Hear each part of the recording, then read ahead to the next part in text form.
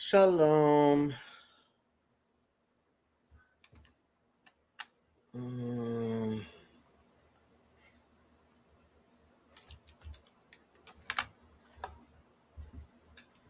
I was quite disappointed the Hive didn't get a crack at Dreer, especially after he implied he was staying on. Eh, um, it is what it is. People go in with their hackles up over Dreer because of his politics, so don't listen to him even when he's not talking about politics. Yeah, that's generally the case. So Gideon asked me to talk about the idea of building the third temple in Judaism. And I really don't want to talk about this. I considered streaming about it. I doubt I will, but I figured having a just chatting stream, and until somebody comes on to discuss other and better things, we could talk a little bit about it.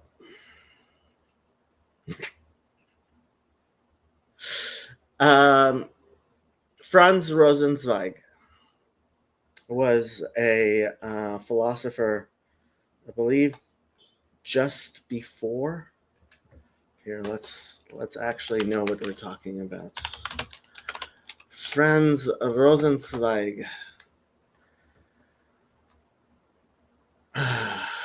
born December 25th, 1886, died December 10th, 1929.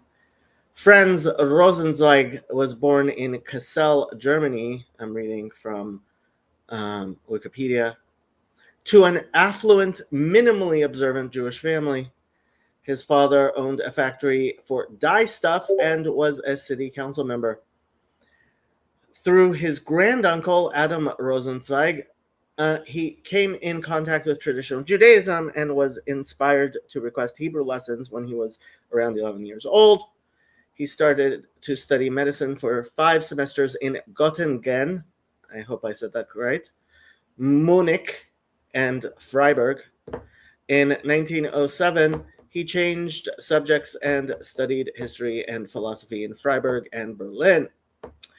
Rosenzweig, under the influence of his colleague and close friend Eugen Rosenstock-Huessy, I know I didn't say that right, considered converting to Christianity.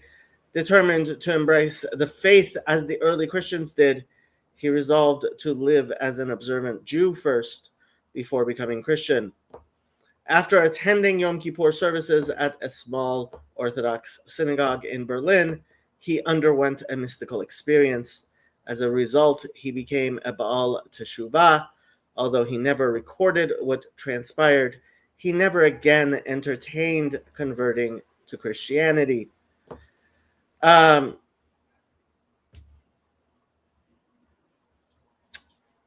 Rosenzweig wrote this: the expectation of the coming of the Messiah, by which and because of which Judaism lives, would be a meaningless theologumon, menon, a mere idea in the philosophical sense, empty babble. If the appearance again and again of a false Messiah did not render it reality and unreality, illusion and disillusion, the false Messiah is as old as a hope for the true Messiah, as old as hope for the true Messiah. He is the changing form of the changeless hope. He separates every Jewish generation into those whose faith is strong enough to give themselves up to an illusion, and those whose hope is strong enough so that they do not allow themselves to be deluded. The former are better, the latter stronger. The former bleed on the altar of eternity of the people. The latter are the priests who perform the service at the altar. And this goes on until the day that when all is reversed, when the belief of the unbeliever will become truth and the hope of the hoping a lie.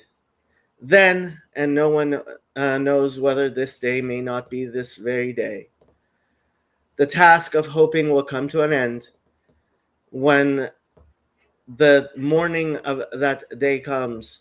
Everyone will still belong, who still belongs among those who hope and not among those who believe, will run the risk of being rejected.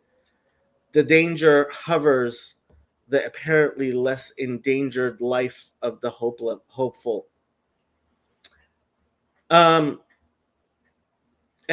Everyone who still belongs among those who hope and not among those who believe will run the risk of being rejected.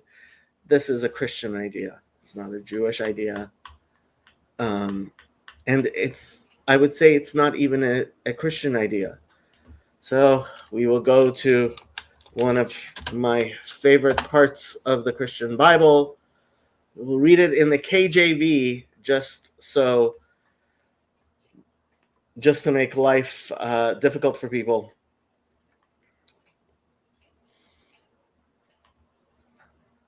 And we'll read the long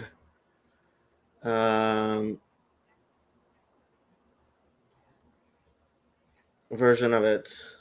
Acts, chapter 5, starting with verse. Should I start all the way with verse 16? We'll start with all the way from verse 16. There came also a multitude out of the cities round about onto Jerusalem, bringing sick folks, and them which were vexed with unclean spirits, and they were healed, every one. Then the high priest rose up, and all they that were with him, which is the sect of the Sadducees, and were filled with indignation, and laid their hands on the apostles, and put them in the common prison. But the angel of the Lord by night opened the prison doors, and brought them forth, and said, Go, stand and speak in the temple to the people all the words of this life. And when they heard that, they entered into the temple early in the morning and taught. But the high priest came, and they that were with him, and called the council together, and all the senate of the children of Israel, and sent to the prison to have them brought. But when the officers came and found them not in the prison, they returned and told, saying, The prison truly found we shut with all safety, and the keepers standing without before the doors. But when we had opened, we found no man within. Now when the high priest and the captain of the temple and the chief priests heard these things, they doubted of them whereunto this would grow. Then came one and told them, saying, Behold, the men whom ye put in prison are standing in the temple and teaching the people. Then went the captain with the officers and brought them without violence, for they feared the people lest they should have been stoned. And when they had brought them, they sat them before the council, and the high priest asked them, saying, Did not we straitly command you that ye shall not teach in this name? And behold, ye have filled Jerusalem with your doctrine, and intend to bring this man's blood upon us. Then Peter and the other apostles answered and said, We ought to obey God rather than men. The God of our fathers raised up Jesus, whom ye slew and hanged on a tree. Him hath God exalted with his right hand to be a prince and a savior, for to give repentance to Israel and forgiveness of sins. And we are his witnesses of these things, and so is also the Holy Ghost, whom God hath given to them that obey him. When they heard that, they were cut to the heart, and took counsel to slay them. Then stood there up one in the council, a Pharisee named Gamaliel, a doctor of the law, had his in reputation among all the people, and commanded to put the apostles forth a little space, and said unto them, Ye men of Israel, take heed to yourselves that what ye intend to do as touching these men. For before these days rose up Theudas, boasting himself to be somebody, to whom a number of men, about 400, joined themselves, who was slain, and all, as many as obeyed him, were scattered and brought to naught. After this man rose up Judas of Galilee in the days of the taxing, and drew away much people after him. He also perished, and all, even as many as obeyed him, were dispersed. And now I say unto you, refrain from these men, and let them alone. For if this counsel or this work be of men, it will come to naught. But if it be of God, ye cannot overthrow it, lest haply ye be found even to fight against God. And to him they agreed. And when they had called the apostles and beaten them, they commanded that they should not speak in the name of Jesus, and let them go. And they departed from the presence of the council, rejoicing that they were counted worthy to suffer shame for his name. And daily in the temple and in every house they ceased not to teach and preach Jesus Christ. Rabbi Skobach, who is one of the most prominent and most learned anti-missionary Orthodox rabbis, has a kind of stump speech he gives to mostly Jews about Acts 5. And you might be wondering why an Orthodox rabbi would be preaching out of Acts 5. It was truly shocking to me to read this, because I thought, well, this is in the Christian Bible. What have we been arguing about for thousands of years? I thought of titling this stream, The Problem is Christianity and the Answer is Christ. The problem is Christianity. The answer is Christ. The problem is Messianism.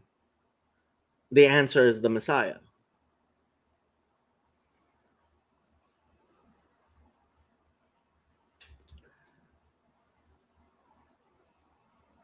What is going on, unfortunately, is that Jews, as we are wont to do, are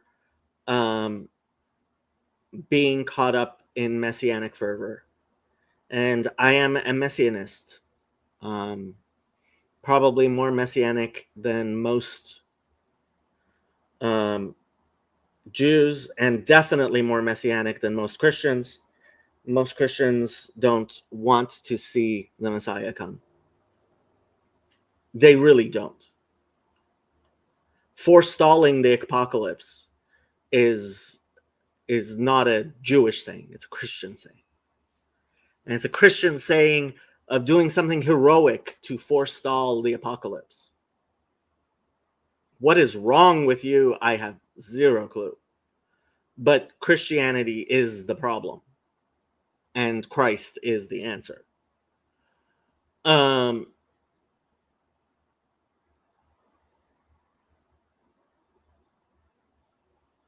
Christians read Acts 5 and they're like, ha, see, Christianity is still around.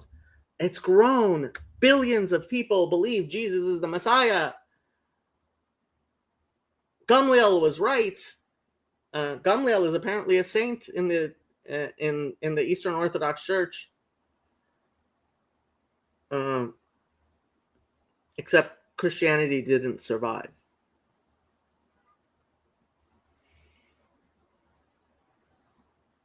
Except Christianity didn't survive. That's the tragedy. If you're Eastern Orthodox and you believe that all of Rome and all of the Protestants were cut off from the Church of Jesus Christ and have fallen into idolatry with the Filioque to the point where you no longer see one of the bishops of the Pentarchy as being truly Christian at all, how can you tell me Christianity has survived? If you're a Protestant who believes that for thousands of years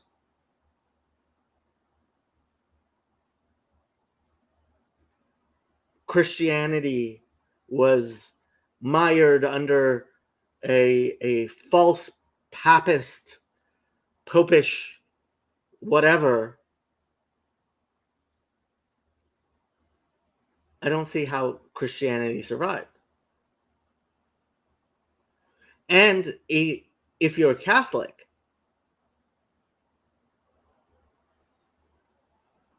and 2,000 years later, you look at the history of the church and how corruptly it has been administered, I don't see how you think the church has survived.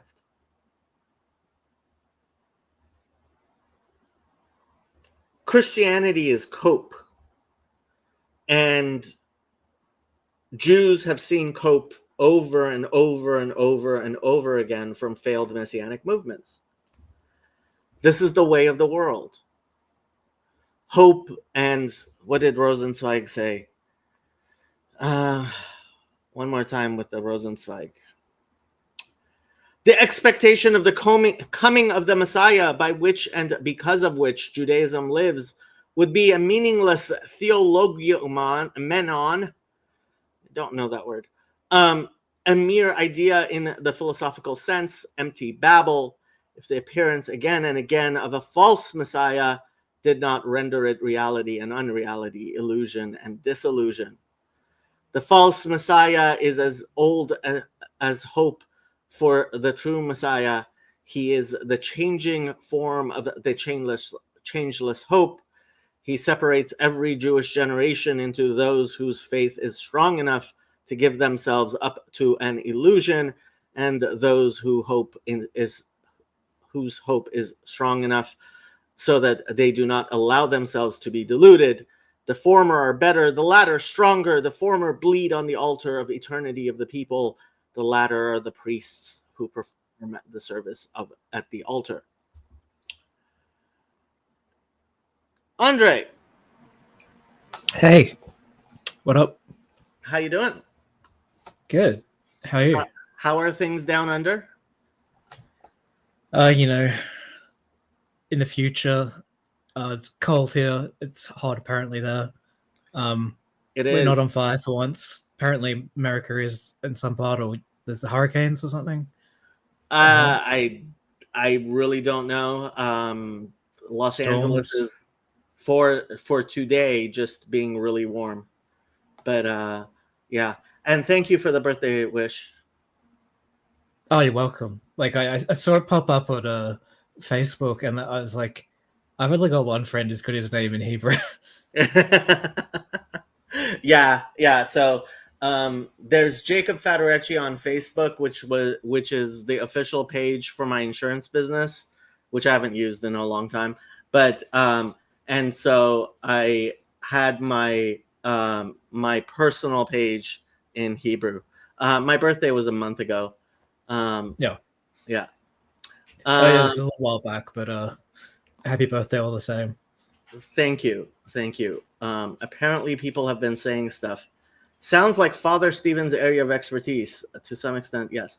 Is it by human hands, built by human hands? No, it is not. And that's part of the problem. for the record, I don't blame him if he didn't want to mess with randos. Oh, you mean Dreer? He was tired. He had just traveled. Yeah, that's Dreer. No, he's talking about Dreer. Okay. Most Christians just want Jesus to be God. They don't want him to be Christ. This is true. Hello, Jason. I made my reservations for Airbnb. I am going to be arriving on Friday, probably late, so after your dinner, and then we'll see what we do after that. Christianity survived; it animorphed. Christianity, let's put it this way: the Christianity that that Gamliel the First was talking about did not. And there you are, Andre. Too many truth bombs. Mercy. Apparently. Is that Jason who's on some of your other stuff? Like Yeah, we used to do the Bible study together every week until he abandoned me. Yeah. I've listened into some of the stuff he said, like when you haven't been on. Like he seems like a nice, knowledgeable guy. He is an incredibly knowledgeable guy. Part of the reason I had him for my Bible study was because he actually knows his Bible, unlike me. So what can I say? But yeah. So what have you been up to? Still working on my cybersecurity course. I'm almost halfway through the first semester. I'm doing the last assignment for the 14-week networking course, which is the last one is a bit of a slog. It's subnetting and a lot of planning using Cisco Packet Tracer. Interesting. Very dry. Segregation and duplication are big in risk management. I'm guessing you guys have similar ideas. Jason says, I abandoned you, but this woman God gavest me. I am going to Jason's wedding in a couple of weeks. And it better be quickly followed up with a child.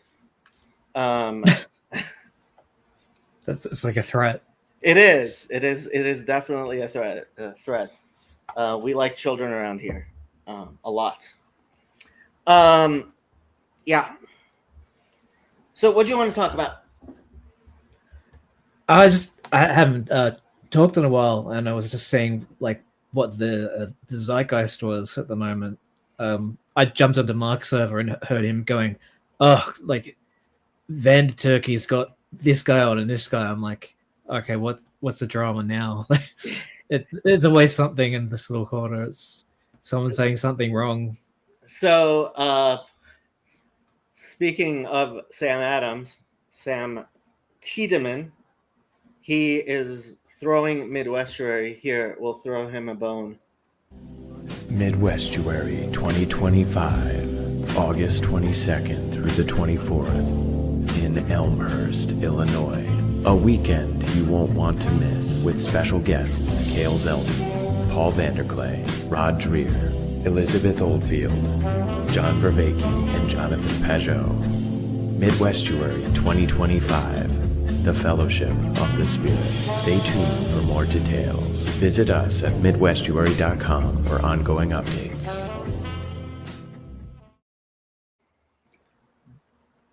Two weeks to buy tickets, he says. Cale Zeldin. That's a. I think I'm still subscribed to his YouTube channel. On Twitter like months back, he said something. I had to go at him and realized like we weren't arguing and I apologized. I was like, oh, I'm sorry. Like I checked out your channel and like actually like your stuff. Blah blah blah. And it was like one of those Twitter fights where it went in the course of minutes to sort of being like, hey, like I respect you, you respect me. Sorry for like having a dumb argument. He is somebody I respect a lot. He understands a lot. I had him on my channel to discuss Abigail Shriver's book about psychology. Yeah, he's. I mean, he's somebody I really like talking to. I certainly disagree with him about denim and baseball caps. That's for sure.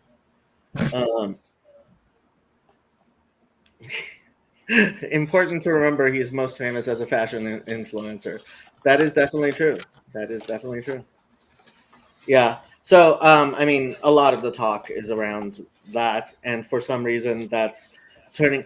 Oh, so apparently, Luke is going to be at Jason's wedding with me, as opposed to at Midwestuary with the big people, where I can sit next to him in an Eastern Orthodox church, which he supposedly belongs to, and I believe more of the stuff that the Eastern Orthodox do than he does, which is a strange fact of the matter.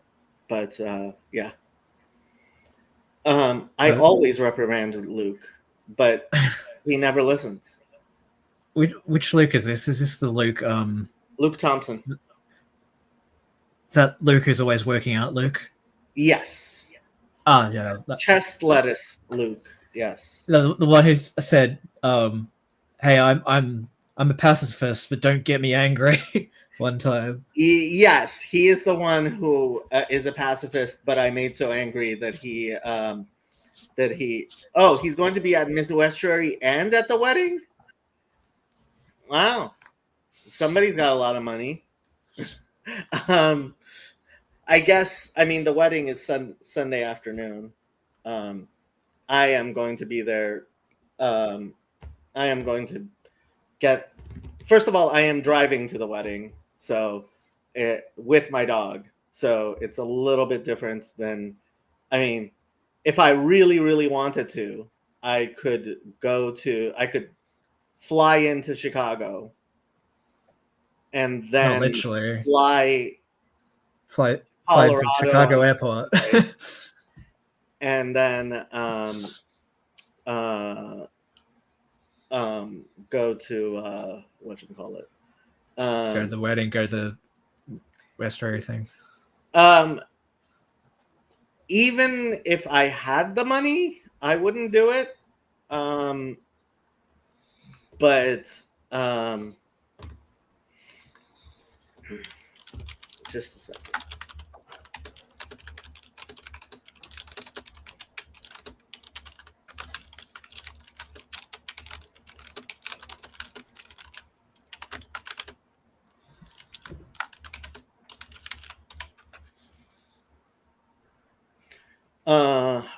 Emma. Tickets are for sale. I know someone who can get you a scholarship. Considering the fact that this silly man has decided that he wants to keep it very, very small. I don't know why he's pretending he's trying to sell tickets. We all know he doesn't actually want to sell the tickets. I might just hop on in a few if you're going for a bit. Just got to get started on a work thingamajig. Yeah, I mean, I'm definitely not going to go into Mark's stream, which is in 2.5 hours, but I might go. I might keep on going for a while. I might keep on going until then. Yeah. That's the big thing in TLC. Is what, going to Mark's stream? No. Midwestuary. Going to Midwestuary. Yeah. Yeah. TLC's had so many iterations since like I first saw it pop up. I mean, plot arcs. I think it is quickly becoming what it was meant to be. I mean, if you listened to PBK's stream today, it was very, very obvious that it was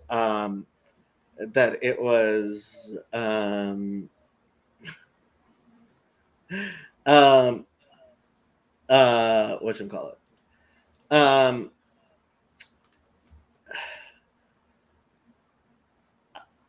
It was incredibly Protestant, decides to be vaguely ortho-curious type thing. I mean, you did talk about Jesus the most, but you also, like, every single person on there was a committed Christian. And the presuppositions were, it was presuppositionally Christian. Funny enough, it was the discussion. Yes. Come on, Sam, if you don't remember Vervaeke talking about how people tell him he's the most Christian person they know, I don't know what to tell you. But yeah, you know, Vervaeke is like, even his Buddhism is Protestant. So what can I mean, say? I moderated admin his Discord for years, and like alongside Mark and Manuel, like us building community and stuff. Yeah. And I was never heavily invested into the whole thing of like the story of where there was, what was it, like his parents weren't home or something, and he thought it was the rapture. And but I always pointed back at that. I'm like, Vivek he's like Protestant in disguise. He doesn't know it. It's like the polar opposite almost of Peterson, where he's like, well, define what it means to believe in God and define what God is. It's like they're sort of on opposite realms. Yeah. I mean, I don't even know what to say. But the discussion was, in my humble, not so humble opinion, it's become just basically like, you certainly don't see atheists anymore, and frankly, I'm fine with that. But it's I think equally you're going to end up seeing.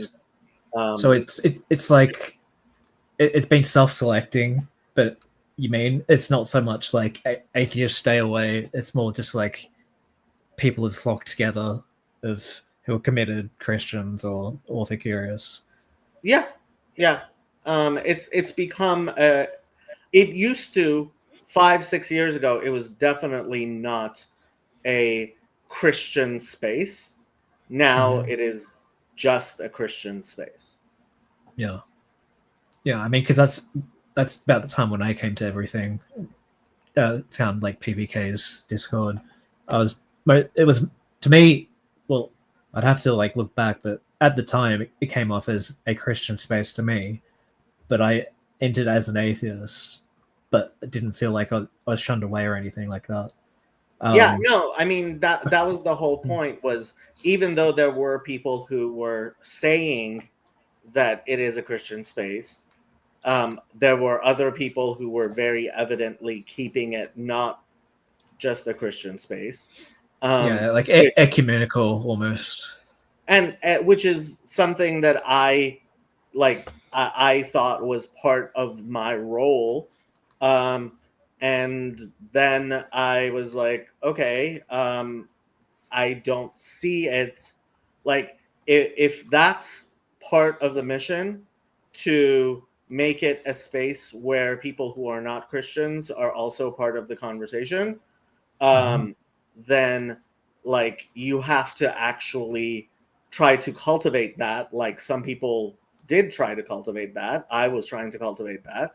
And people were like, why are you trying to cultivate that? And it's like, well, if you don't want me to, I won't. And I didn't. So, yeah.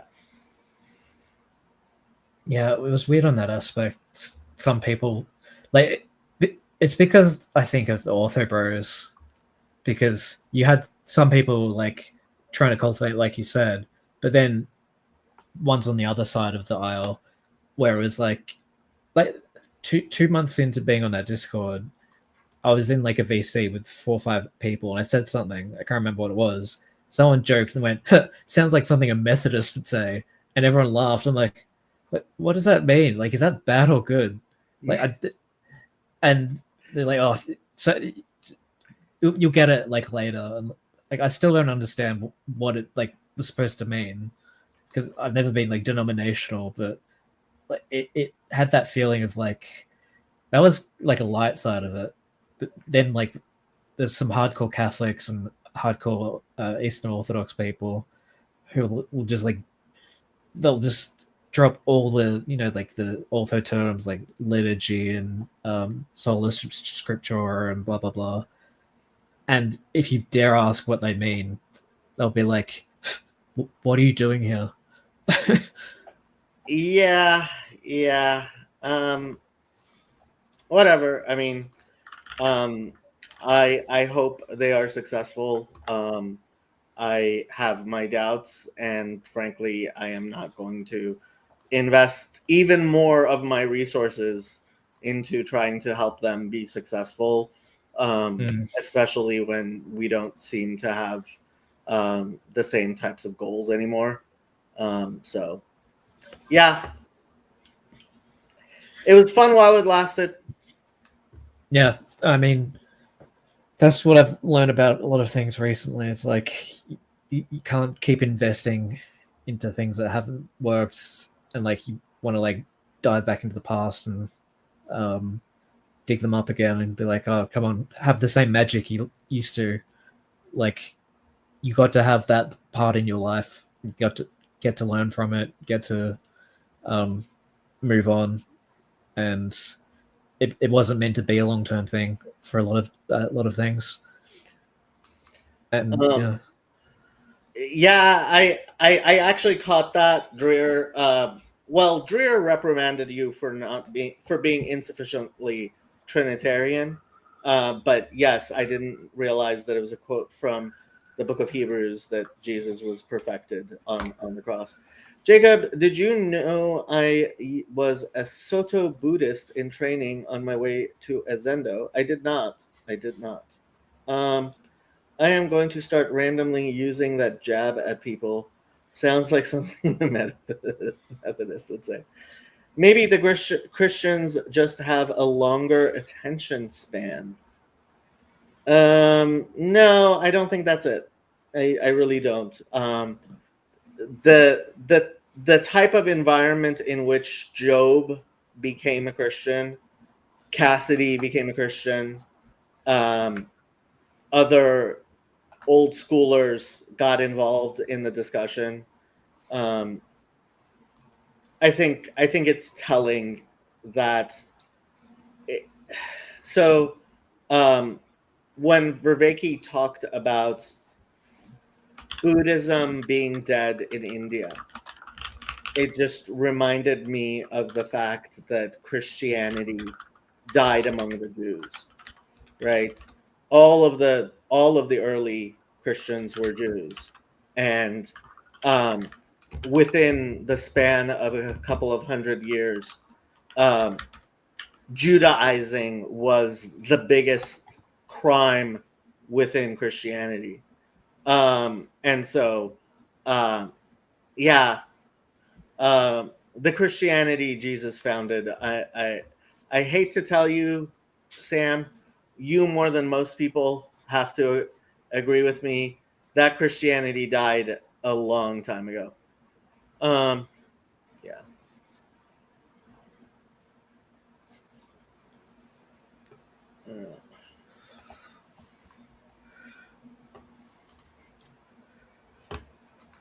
Even at the higher levels of whatever used to be IDW or ARC, it also seems to be moving in a Christian direction. Yeah, I mean IDW pretty much has fallen apart. ARC, yeah, I wasn't there. Um, let me put it this way: ARC,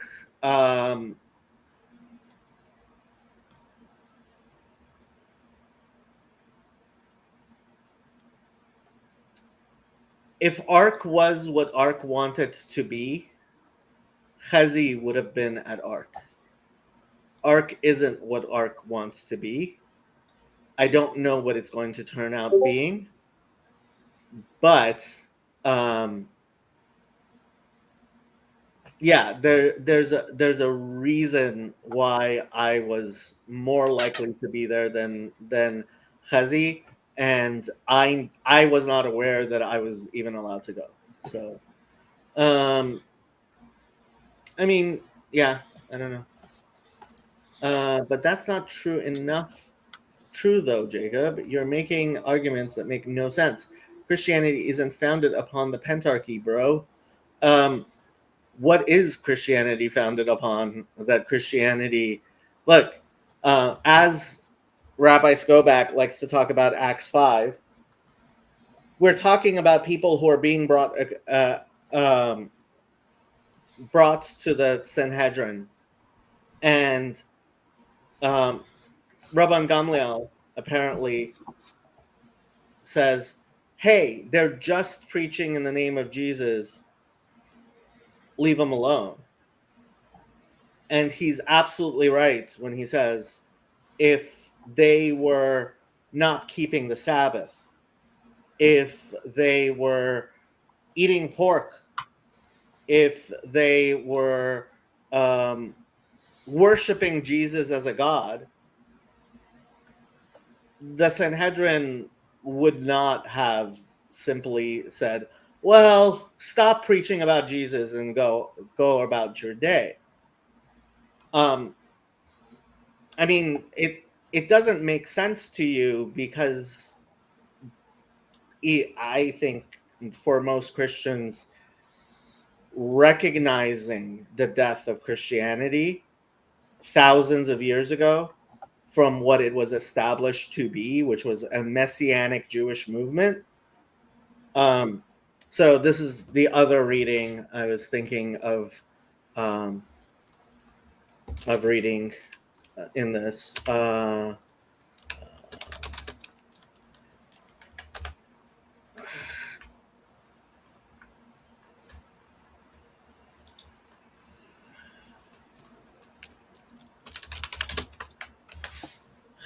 John 20.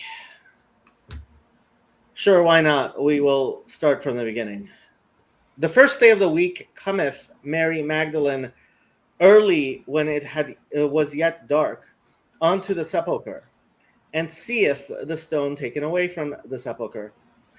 Then she runneth and cometh to Simon Peter and to the other disciple whom Jesus loved. This is probably James, the brother of Jesus. And said unto them, they have taken away the Lord out of the sepulchre, and we know not where they have laid him. Peter therefore went forth, and that other disciple, and came to the sepulchre. Yeah, James, his name has been very, very studiously, very, very deliberately deleted from the Christian Bible. So they ran both together, and the other disciple did outrun Peter, and came first to the sepulchre. And he, stooping down and looking in, saw the linen clothes lying, yet went he not in.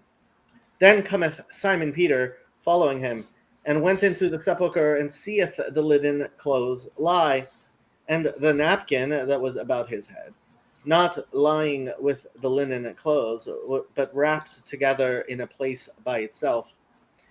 Then went in also that other disciple, which came first to the sepulchre, and he saw and believed. For as yet they knew not the scripture, that he must rise again from the dead. Then the disciples went away again unto their own home. But Mary stood without at the sepulchre weeping. And as she wept, she stooped down and looked into the sepulchre, and seeth two angels in white sitting, the one at the head and the other at the feet, where the body of Jesus had lain. And they say unto her, Woman, why weepest thou? she saith unto them, because they have taken away my Lord, and I know not where they have laid him. And when she had thus said, she turned herself back and saw Jesus standing, and knew not that it was Jesus. Jesus saith unto her, Woman, why weepest thou? Whom seekest thou? She, supposing him to be the gardener, saith unto him, Sir, if thou have borne him hence, tell me where thou hast laid him, and I will take him away. Jesus saith unto her, Mary. She turned herself and saith unto him, Rabboni, or as Christians like to say, Rabboni, which is to say, Master. They had to translate it. Jesus saith unto her, Touch me not, for I am not yet ascended to my Father, but go to my brethren and say unto them, I ascend unto my Father and your Father, and to my God and your God. Honestly, in his debate with James White, Dale Tuggy should spend all of his time reading John 20:17 and say, the prologue of John is the prologue to John 20. John 20:17 is in many ways the culmination. And what is Jesus saying?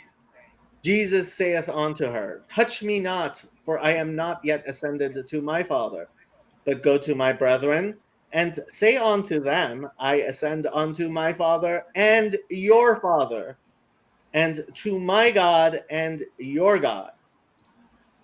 Mary Magdalene came and told the disciples that she had seen the Lord, and that he had spoken these things unto her. Then the same day at evening, being the first day of the week, when the doors were shut, where the disciples were assembled for fear of the Jews, came Jesus and stood in the midst, and saith unto them, Peace be unto you, Jews who are hiding for fear of Jews. My God. The disciple that Jesus loved is clearly James. The person who was clearly deleted from Christianity is clearly James. I don't know how it could be any clearer. And Christianity died on that day when his mother Mary and his brother James came to the sepulcher to collect him, and his disciples decided that his mother should be treated like a prostitute, and his brother should be deleted from the Bible. That's when Christianity died. Hello there. What's up? Sorry, I had to unmute myself. Are we talking Bible? We kind of are. We're talking Third Temple. Why do you say it's James? I've always heard it was John talking about himself in the third person. Of course it's John, because James has to be deleted from Christianity. Why does James? Because of the stuff in Acts? Oh, okay. Yeah, he made the wrong choice. Yeah, like, look at how thoroughly James has been like deleted out of Christianity, and then suddenly he shows up in Acts 15 out of nowhere, like absolutely nowhere. Yeah. And do you really want to talk about James having a whole book in the New Testament? Do you really, Sam? Do you really want to talk about this? Because I will talk about this. Yeah, he should get on and talk about it. Because I don't know what he's talking about. If they were going to delete James from the Bible intentionally, why would he say the disciple that Jesus loved? Why wouldn't he like make a jab at him or something? Like the disciple who Jesus didn't really care for very much. You know? well, first of all, mediocre disciple. there are places in the Gospels where it's not a very strange theory at all. It's James Tabor's theory. It's Bart Ehrman's theory. It's Robert Eisenman theory. It is the secular scholarly theory. Yes, Colonimus. Who is James? Who is James? Yeah. That's a good question. That is a great question. Who is James? Who is James, Jason? I don't know. No clue. Never heard of that book before. Is that like the I'm Spartacus type thing? I am James. I am James. Yeah. Obviously right. See, listen to Sam. He said this twice. I'm obviously right. Obviously. It's so obvious. It's so obvious. It's so obvious. I always refer to myself in the third person when I'm complimenting myself. Who's that handsome guy that just popped on the live stream? The one who Jesus loves. Yeah, the one who Jesus loves. God's favorite? And what's with Mary, the sister of Mary? That's my favorite. Mary. Wait, where's that? Mary. I don't even notice that before. Mary the sister of Mary. Let me find out where Mary, the sister of Mary, is. Did you read over? I had to run to the bathroom before I hopped on. I didn't know if you read the part. Is that the same chapter where Peter takes off his coat and swims naked? I don't think he actually swims naked, but I think one of the translations says he does. Probably the Message or something. Mary, the sister of Mary. John 19:25. Okay, let's see. Mary, there stood by the cross of Jesus his mother and his mother's sister, Mary, the wife of Cleophas. Yeah. And Mary Magdalene. There were three Marys. He's trying standing under the. God is emphasizing something by saying it 3 times. Mary, Mary, Mary. Was that just like the most popular name? Yeah. What? Mary was indeed a very popular name, but funny enough, almost no Christians know why. Well, why? Tell me why. Because of Mariamne, the wife of Herod. Oh. Okay. That's interesting. I thought it had to come from like Mara or something like that. Well, initially, but the reason people were calling their kids Mary was because Mariamne was the last of the Maccabees, the last of the Hasmoneans. And so Herod married her, murdered her brother, then had his 2 sons by her killed, which is probably the historical murder of the innocents. Yeah, Yoav, how many families do you know where they have 2 girls with the exact same name? Has that ever happened in Jewish history ever? It's like it is such not a thing. Well, what if her brother was Cleophas? No. Cleophas is a Greek name. No, so Cleophas is actually the man that Jesus was. Cleophas is actually Jesus's father, stepfather.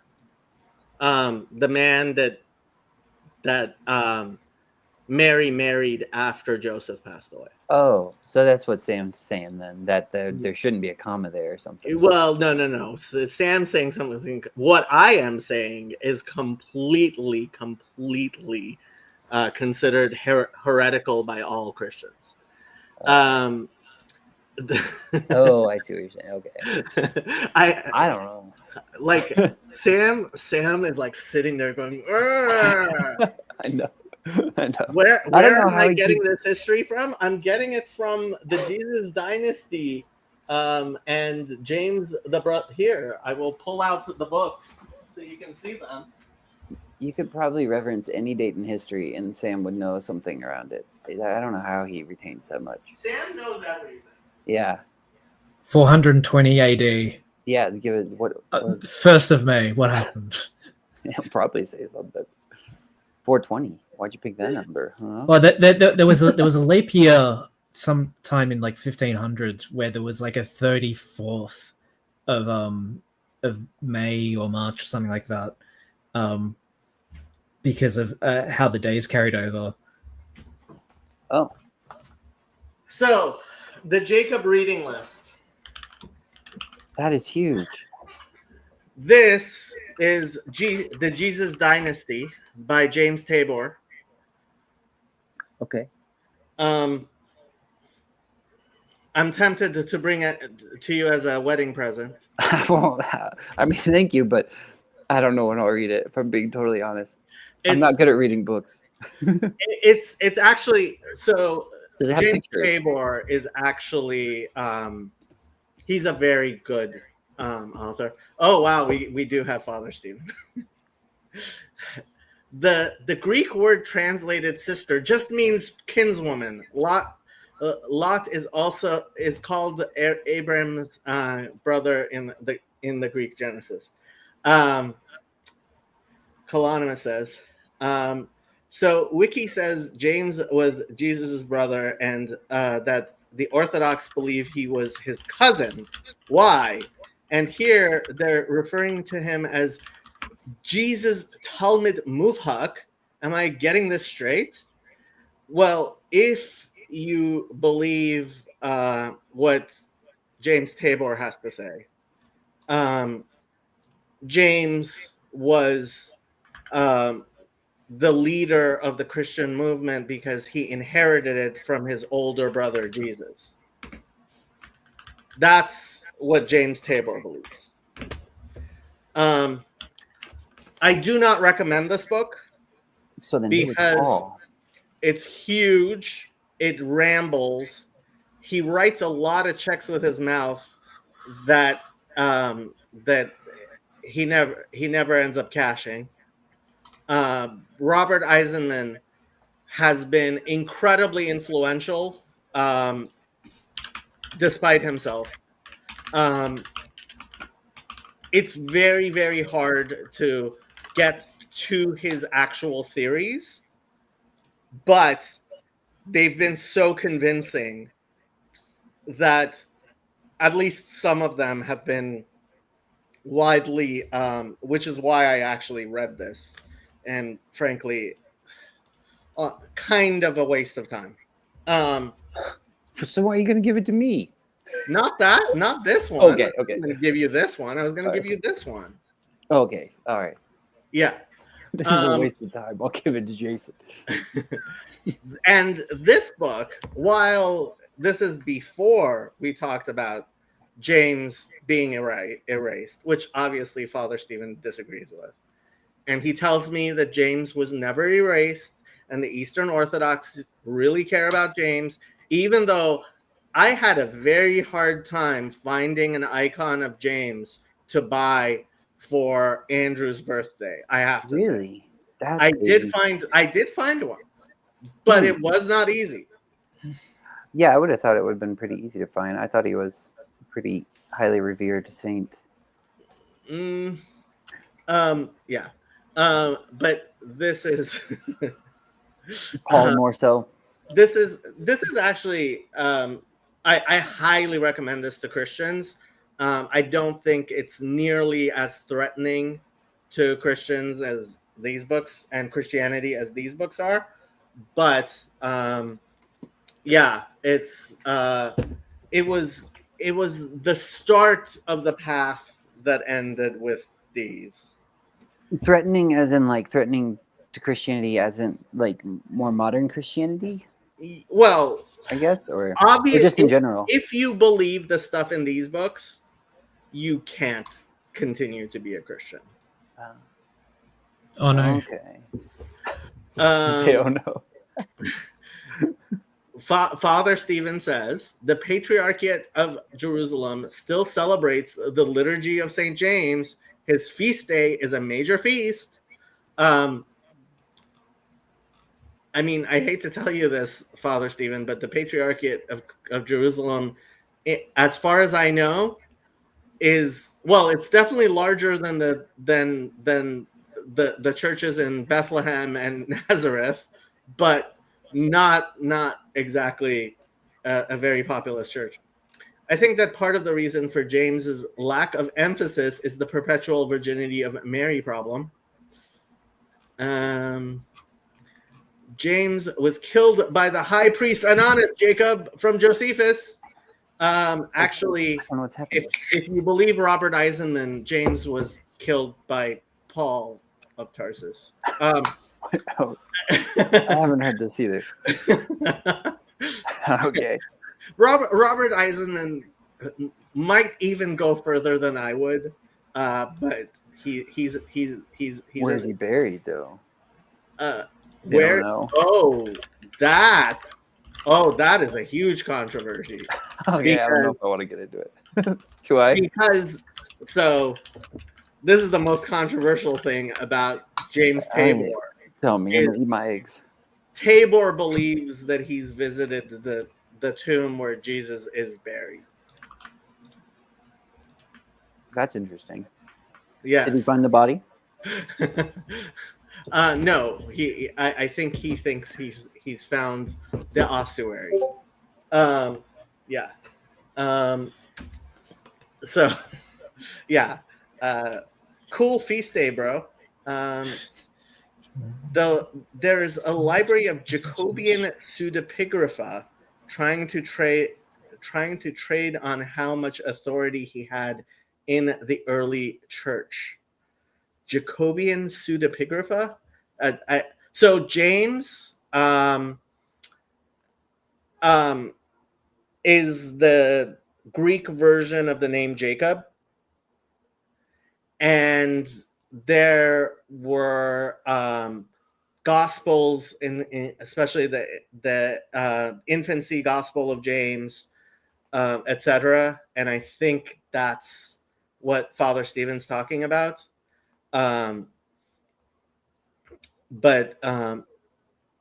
Yeah, Father Stephen the Young is talking about the Gospel of James, which talks about Jesus' childhood. Yeah, it's called the Infancy Gospel of James. You might find it very interesting. It made its way into the Quran. Does he do all sorts of like weird miracles and stuff? Yep, as a child, like he's playing with someone. Like he's apparently. I mean, I'm probably getting this story wrong, but Jesus is playing with another kid, and the other kid breaks one of Jesus' toys, and so Jesus kills him, and everybody gets mad. So Jesus resurrects the other kid. It's like, it kind of reminds me a little bit of like the stories around Krishna or something, or like these Hindu stories, or like Hanuman, like he mistakes the sun as a piece of fruit, so he goes to take a bite out of it, and then the sun god hits him on the chin or something. It's like child Jesus would do that. The clay dove story ends up in the Quran. That's the one that ended up in the Quran. Yeah, that sounds like the story of the two Tanaim on Purim. Yeah, yeah. The clay doves one seems like it could be important. It ended up in the Quran. Yeah, I mean, Muslims believe in that more than they believe in the crucifixion and resurrection. I heard they also have a lot of cool scriptures or interesting scriptures around Mary too. Like they have a lot more details about her and everything. Speaking of that stuff though, I do want to, because you had mentioned that, I don't know if it was the last live stream or the one before, but about talking to more Islamic people. And I would like to do that more. It's just slightly difficult sometimes. Yeah. Okay. So if you want to engage with Muslims on YouTube, first of all, I highly recommend recognizing that in Muslim culture, talking about religion is viewed as more taboo than if you were to walk into your church and start talking about all the girls you've had sex with in detail. Okay. Like, okay. that. Well, yeah, I the But why? But they do it quite a bit, though. no, Like they don't. well, No. the Islam, at least the Muslim YouTube channels that I've seen. I haven't checked out that many, Exactly. but That's the point. So the Muslim YouTube channels you will see uh-huh. are people who are breaking a Muslim taboo. Okay, so I should just get on and be like, tell me about the women you've been with. This is more acceptable. So they're just being haram. That so don't expect to like engage with Muslims who are representative of mainstream Islam. That just doesn't work. Dawah is the only thing that is acceptable, but what exactly it means to be a da'i and who should be a da'i is a whole other thing. What is dawah? Is that like literally it means invitation? Okay. Oh, okay. It's basically Muslim evangelism. Yeah. Okay. Gotcha. Yeah. And a da'i is somebody who does dawah. Gotcha. Let's see what Father Stephen's saying. Part of validating the canonical James is comparing it to all of the other phony James texts to which it compares favorably. It's problematic for some of Protestantism for the same reason as Matthew. Why is it? Well, I wonder why it's problematic. I've always loved that Martin book Luther of the Bible. wanted to take it out of the Christian Bible. What for? Like, what's it? I always thought it was great. I think it's a great book of the Bible. He says you are not saved by faith alone. Oh, but by works. Oh, yeah. But that doesn't seem contradictory to me. I mean, have you heard of Martin Luther? It doesn't say that you're saved by works alone, either. Neither says you're not saved by faith alone. But it's saying you're not saved by faith alone. Yeah, yeah. So if you're living a hypocritical life, yeah, don't count on it. And if you believe in sola fide, which is one of the 5 solae. I don't know what that is. It doesn't sound good. Finally, Sam is willing to acknowledge one of the facts I was talking about. Oh, so Luther was the one that Jesus loved James. No. That happened thousands of years ago when they tried to delete James from the Christian Bible. Gotcha. But James was not a disciple anyway, as far as I know. Not the brother James. Yes. So okay. He wasn't one of the 12, right? I have to be fair to Father Stephen. Oh, in clearly, his book, where Father Stephen, you've read it. I read his book on the Apocrypha, and I read this book. False accusations. I have your other books sitting right there, waiting to be read. It's not my fault you write books faster than I can read them. He does. He probably uses AI. It's all right. ChatGPT, write me a new book. I'm sorry, I shouldn't have said that. He always, every time I catch him on something on one of his books, he always blames it on the editors. He blames everything on the editors. Yeah. That's fun. That's nice. I wish I had that. What were we saying? To be fair to Father Stephen, Father Stephen has been trying very, very hard to refute all of the things that okay, this is one of Jacob's greatest hits, but you're gonna have to sit through it. So the Dead Sea Scrolls have been the greatest miraculous revelation in the past 1,000 years, and I don't think there's any doubt about that, really, honestly. But the problem is, and this is Jacob talking, the Christians who first saw the Dead Sea Scrolls were so shell-shocked by it, they became alcoholics and ended up like Strugnell ended up an anti-Semite. That's beside the point. And when people started complaining about how he and the other Christians who had, because they wouldn't let the Jews see them. Well, that's not exactly true. But the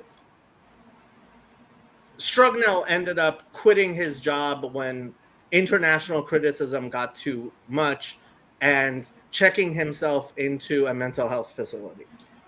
And frankly, I think that's one way you can deal with the revelations of the Dead Sea Scrolls.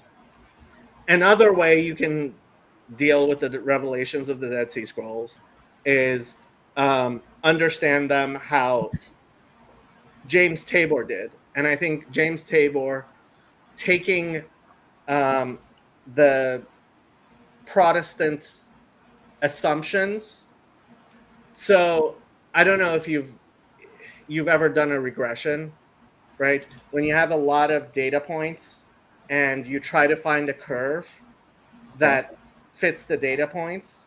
Mm-hmm. Well, what happened was the Dead Sea Scrolls put a lot of new data points on the map, right? Regression to the mean. Well, there are various ways of doing regression based on what you're trying to do. Yeah. And regression to the mean is the most common one. But so various people have approached all of this data with their presuppositions, their beliefs, and started, excluding extra stuff. So for Jews, I would say it's been incredibly confirming of everything we've always believed, I believe.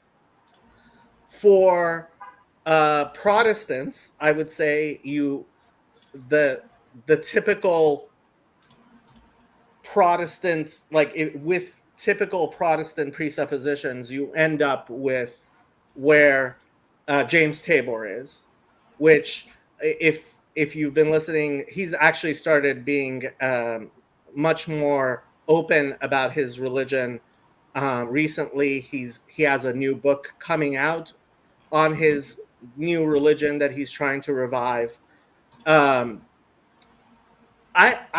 I think the Jesus Dynasty is a very interesting book, regardless of whether you're convinced by him.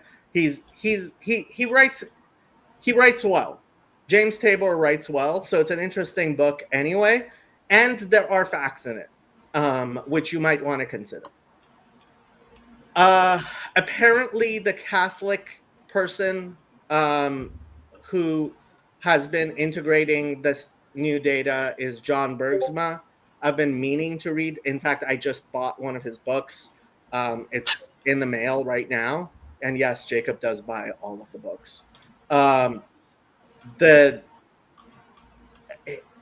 And so, wow, we have Paul Vanderklay and right. Father I Steve. feel like Andrew right now. and Sam Tiedemann watching. I we're just sitting here. They keep tempting me.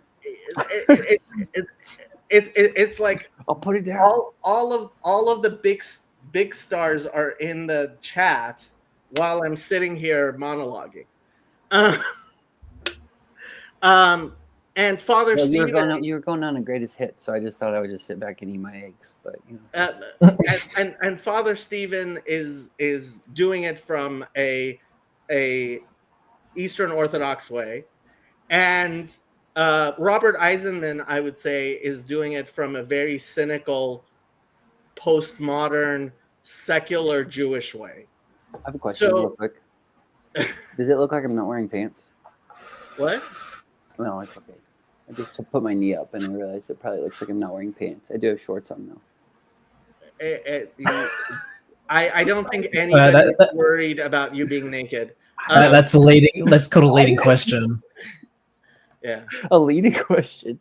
Well, yeah, it wasn't intended that way. It's a loaded the question. point.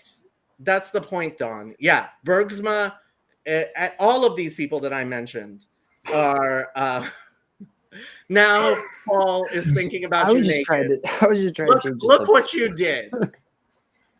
Like I was going on this great rant, and now Jason's all greatest hit. anybody can think of is Jason being naked.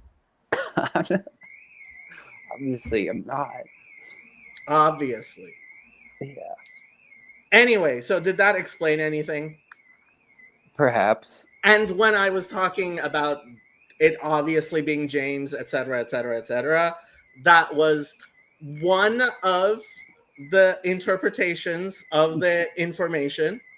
I think Father Stephen has not convinced me yet that Paul wasn't the murderer of James, but he's tried. How can you prove that? Like, I don't know how you even prove that. I don't think you can prove that. Yeah. No, the fact is there's not enough information until the Messiah reveals himself. Like it's not you didn't see that. I said until the Messiah reveals himself. Which one on the wall? The lobster? I'm just kidding. That's Rabbi Shlomo Be'eri. Shlomo Yehuda Be'eri. Yehuda. Yeah.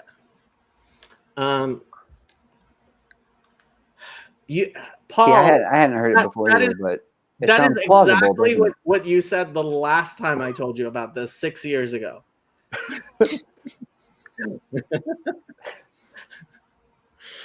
Yeah, Paul, guilty until proven innocent. That's the way it goes. You would love that book, The Jesus Dynasty. It's an interesting book. Yeah.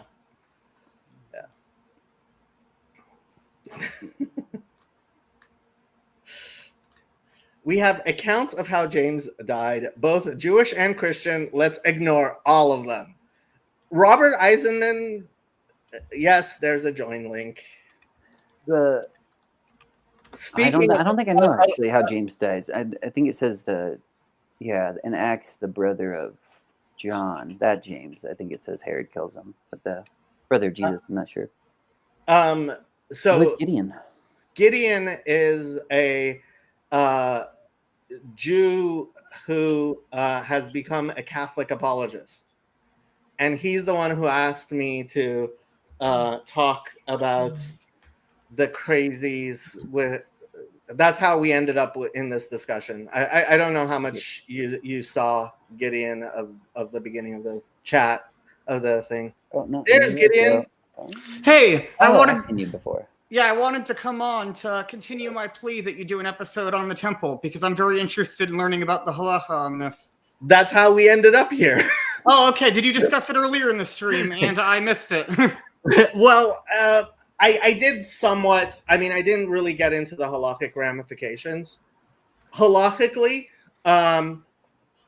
Orthodox Jews believe that we're not allowed to walk on the Temple Mount because we don't know where the Holy of Holies is, and we don't have a paraduma, we don't have the red heifer.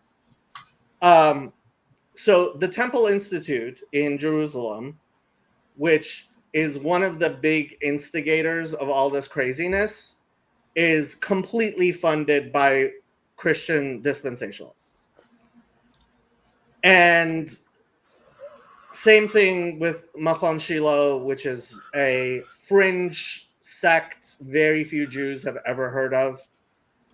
And so 20 years ago, I could comfortably say that all of this stuff was completely confined to CBN. I don't know if you've ever watched CBN. Yeah, I know about them. Yeah. So they used to always talk about the red heifer, and like every year a new red heifer is found, and every year all the Christian dispensationalists lose their mind. And like we didn't pay any attention. Unfortunately, and frankly, I have to say COVID accelerated this. and then October 7th accelerated this. There has been a new wave of Jewish religious Zionism. That's certainly how they would refer to themselves, who have become increasingly. So when Ben Shapiro, who again, like Ben Shapiro's platform is from Christian Zionists, right? Like they're the ones who are platforming Ben Shapiro. He doesn't have a Jewish audience. He has a Christian audience, right?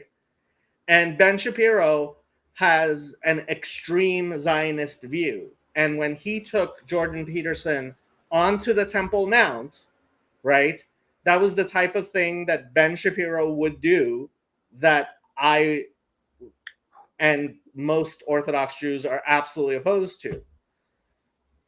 When Ariel Sharon went onto the Temple Mount, it was a huge, like this was 20 years ago. It was a huge scandal within Orthodoxy. I remember my rabbi talking about that kofar, that heretic, going onto the Temple Mount, referring to Ariel Sharon. I can no longer say it's a fringe view. I can definitely say that there are so many Jews, especially religious Jews, who see the world saying Israel is committing genocide, et cetera, et cetera, et cetera. And so they're like, who cares what they say? Let's just bulldoze the mosques and build the temple. Like, stop, like absolutely stop caring what the world is saying. And that is definitely growing. I described it earlier today as hemorrhagic fever infecting the Jewish community. Are there any respectable rabbis talking like this? No, zero.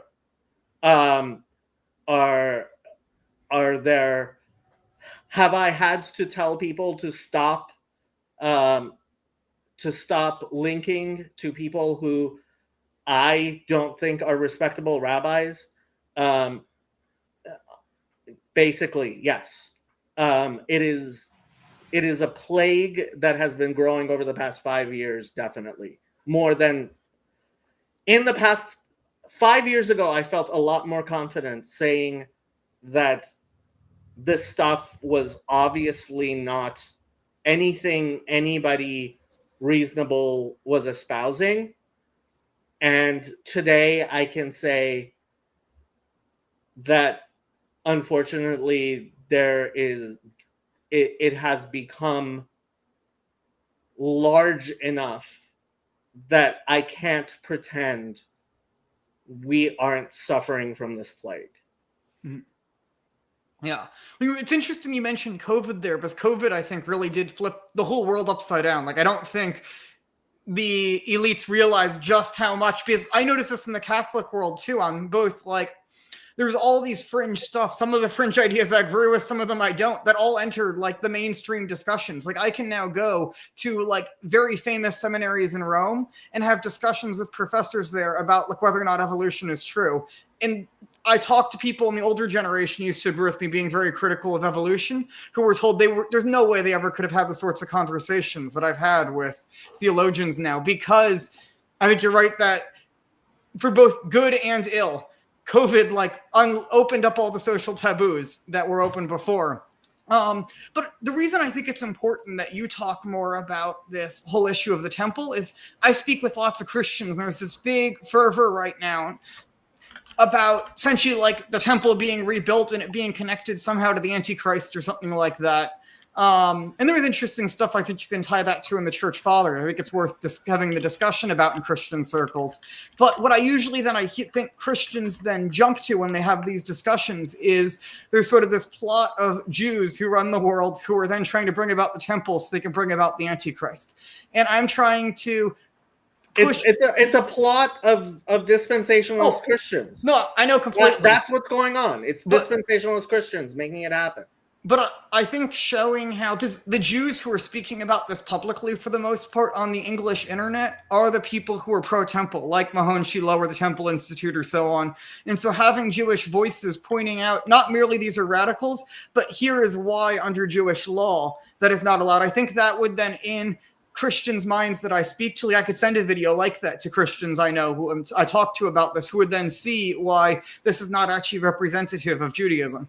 I am sure in questions and answers, Rabbi Breitowitz has been asked about this over and over again. Mm-hmm. He is an authority. To make a comparison with Christianity, he would be like a bishop, mm-hmm. right? And I am sure he has talked about the halakhic ramifications. The reason I personally have been very unwilling to talk about it is I don't want to give air to these ideas. Like, there's nothing to talk about. This is absolutely ridiculous. It's absolutely, there's nothing to talk about. Like, what is the claim? Like, what am I saying is forbidden? Like, who is claiming that? Like, I can talk about the Temple Institute. The Temple Institute, when you drill down to what they're saying, right? They're saying, "Oh, we're just getting ready. We're just studying things, and we're just they made a menorah which they think would be usable, maybe, and these are instruments, right? But like." Okay, you can study this stuff if you want. That's beautiful and great. But what are you actually advocating for? And there's no actual. So this happened to me. I was trying to find the Catholic position on penal substitutionary atonement. Mm-hmm. And I went searching for it. And all I could find was a Catholic theologian. And I think I found it on the Vatican website saying it's too incoherent for the church to call it a heresy. Mm-hmm.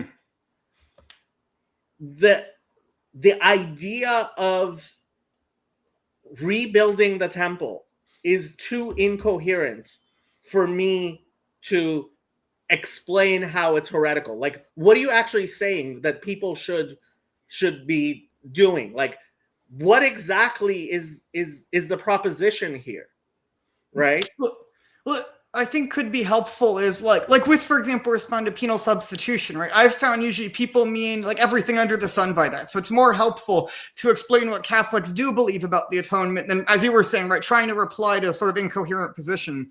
I think a similar thing here to explain what Jews see as like how the third temple will in fact come about in Jewish tradition and how it will be rebuilt and so on, to explain the actual views. The book of Hebrews, that theological crime scene, has one redeeming quality to it, which is it is the earliest testament to the fact that Jews thought at the time, and many of us still do, that the third temple will be built not by hands. Mm-hmm. I agree with that completely. Yeah. And the book of Hebrews takes it as a given that is the explanation. Now, we believe that it will actually be a temple. We don't do the Christian Cope thing, that it's Jesus or whatever, right? It'll actually be a temple, but it will be built not by hands. And that's why everyone who practices Jewish liturgy is familiar with, and it's a song that people sing all the time, Sheyibane Beit HaMikdash b'mhera b'yameinu v'ten chakenu b'toratecha, right? That's the temple will be rebuilt, Sheyibane, that it will be rebuilt. In the passive, it's Yibane, it's nifal, it's in the passive, it will be built, and you will give us a portion in your Torah, right? So this is, I mean, we say it in every single prayer service, several times actually. We pray for the temple to be restored. The idea that we ourselves are somehow going to, like, how are you going to create the pillar of fire from heaven coming onto the altar exactly? Like, what are you, like, it is the classical Jewish messianic false Messiah. I am here to be Elijah and to tell you how the world's going to be, and I am going to make things happen. Yeah, exactly. Call me when they find the Aron. We're worried about the 12 crackpots who post videos of red heifers. Really? Like, these people are crackpots. And yes, it's becoming popular among people who generally, I have to say, are not very religious. The people who are most into this tend to be the people who are least religious. Mm-hmm. But I do think it's relevant in terms of, it doesn't have to be that the majority of like rabbis or something endorse this for certain political factions to go ahead and try to actually rebuild it, right? So you could easily see there's you have a portion that's very powerful in the American government that wants to rebuild, a portion that's within Netanyahu's coalition that wants to rebuild, that can then use that as power, political power, to try to have it done regardless of, like, let's say, for example, tomorrow, right? Smotrich and Ben-Gvir, they basically tell Netanyahu, you have to rebuild it or we're going to leave the coalition. He agrees and they start to rebuild it. Okay. And let's say they physically, yeah. Let me explain something about Ben-Gvir and Smotrich. Mm-hmm. Israel went through a period of time where they had, I think, 5 or 6 elections in 1 year. Mm-hmm. Okay? There was election after election after election, and nobody was budging. And that's why Smotrich and Ben-Gvir ended up part of the coalition, right? Mm-hmm. It was like, yes, the politics of the state of Israel, it has lost its mind, but these factions, yeah, Otzma Yehudit, these factions, these are tiny people who 10 years ago I could say they were failing. They failed to get the minimum to even have seats in the Knesset. And frankly, I think these people should be expelled from the Knesset. And I am not the only one. Just like expel them. These people should not be sitting in the Knesset. But like, whatever. So the idea that, yeah, that's like, it's the dispensationalists. Like, Smotrich and Ben-Gvir, they have more support from Christians than they do from Jews. Yeah. Well, so the video that here, yeah. So the video, for example, that was just linked here by Michael, I think from the title, this was the one on Breaking Points this morning. And I know Ryan Grimm is a complete idiot, right? So Ryan Grimm, I saw a video where he said that the like Jewish Voice for Peace, whatever, were doing daily seders in their encampment in protest. And it's like, this is the knowledge of Judaism he has. So he's clearly like complete nonsense. But large numbers of people, he's an atheist, and like most of their Breaking Points audience, I assume, are probably irreligious of some sort. And so these ideas, I get they're fringe, is what you're saying, within the Jewish world, but they are not fringe in the world of the sorts of people who would listen to a podcast like this.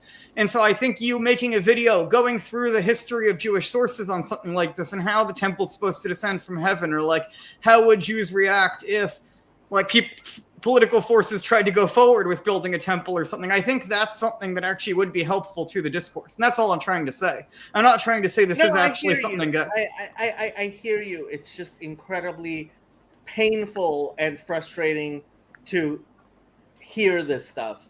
Yoav, thank you for joining.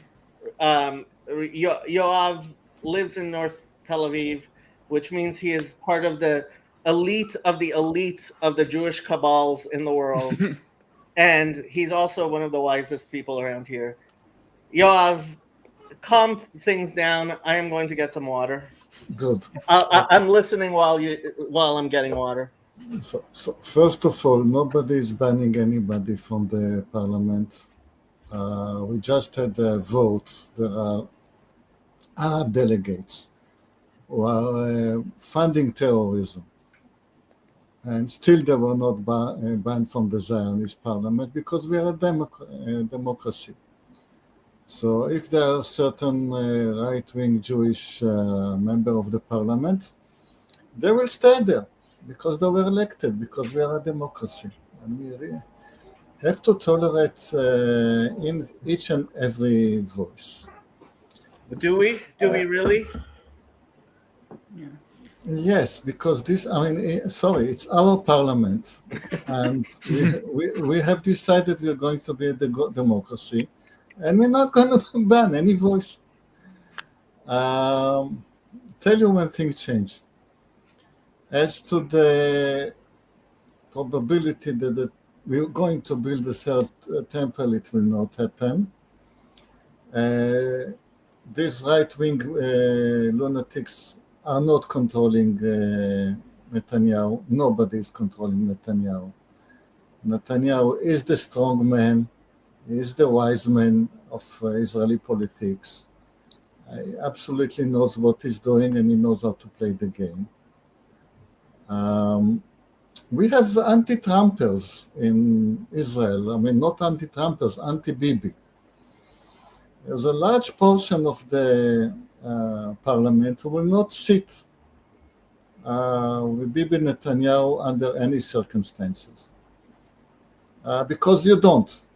It's the Satan himself, incarnated Satan, you don't sit with him.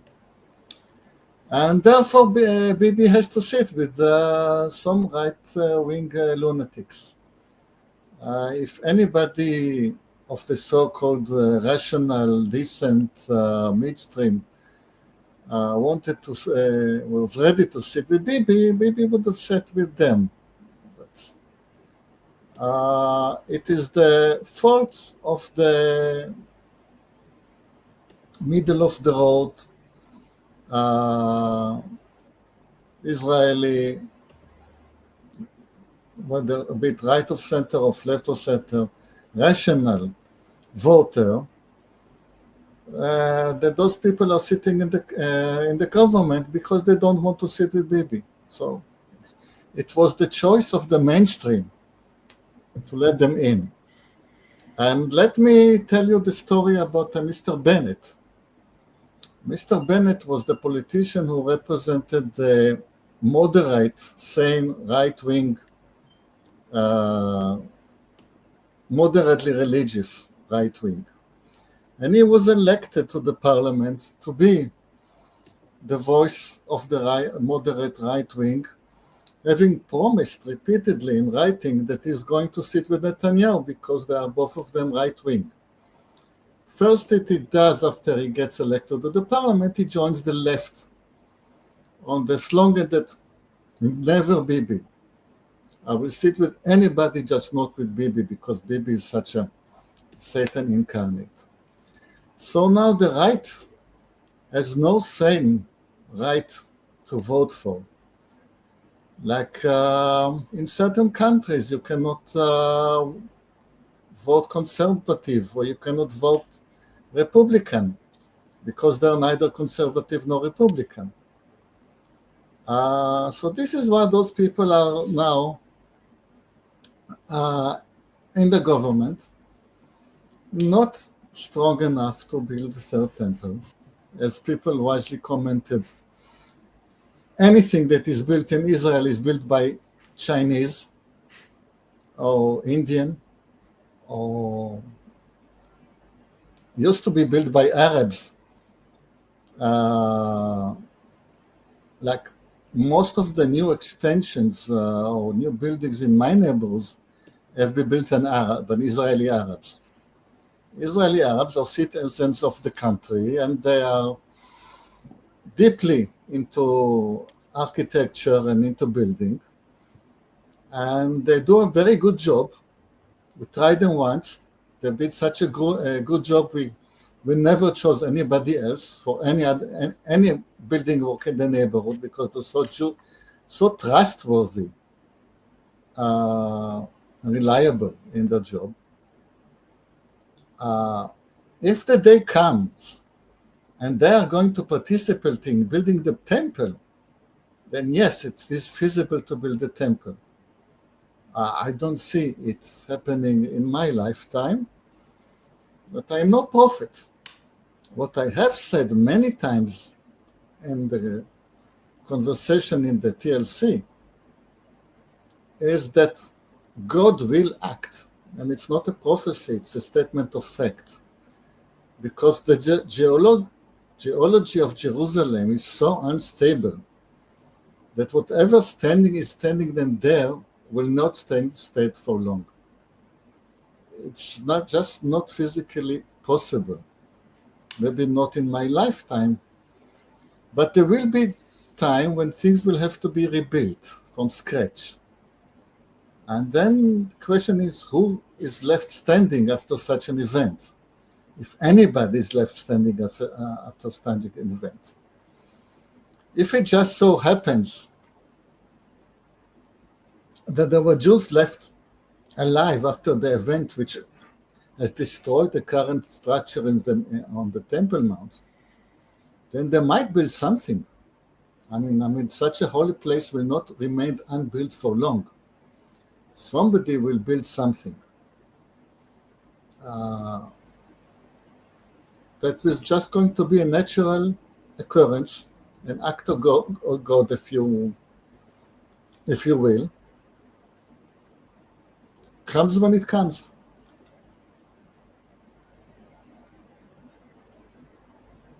Thank you for that.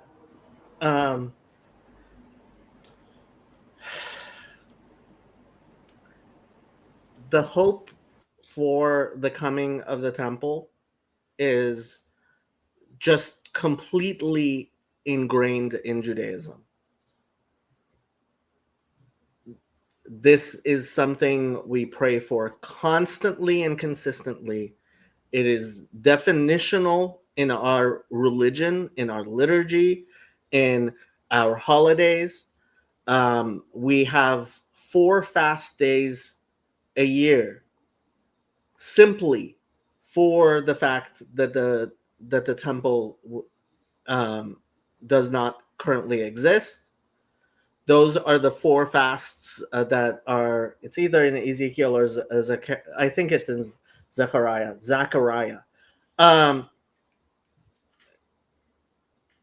And one of them is, and 2 of them just passed, and one of them is coming up, the fast of Gedalia.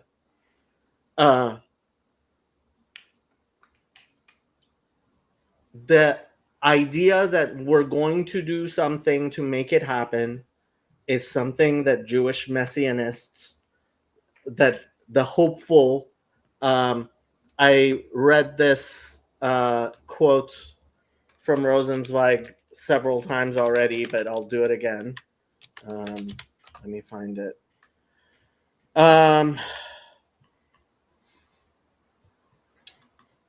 This is from Franz Rosenzweig, who was a Jew who was convinced to convert to Christianity, and he decided in order to do that, he would first need to know more about Judaism.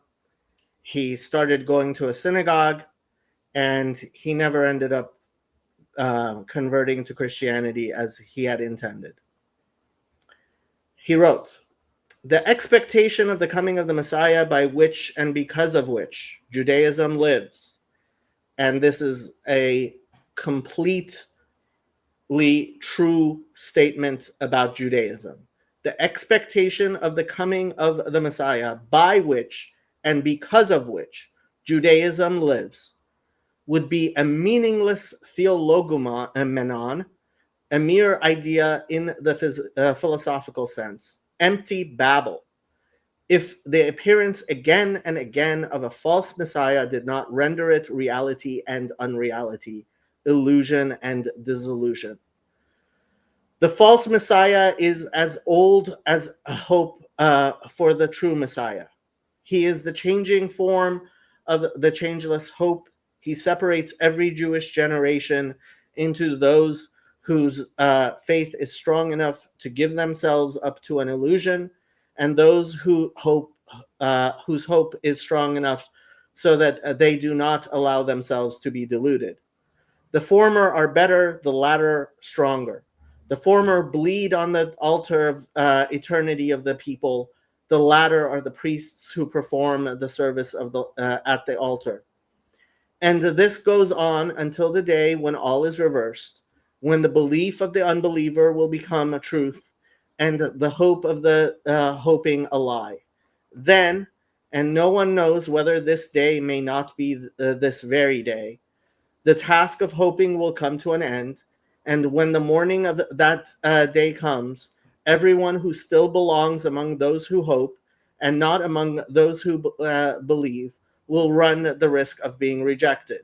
The danger hovers the apparently less endangered life of the hopeful. That last part is a Christian belief. It's not a Jewish belief.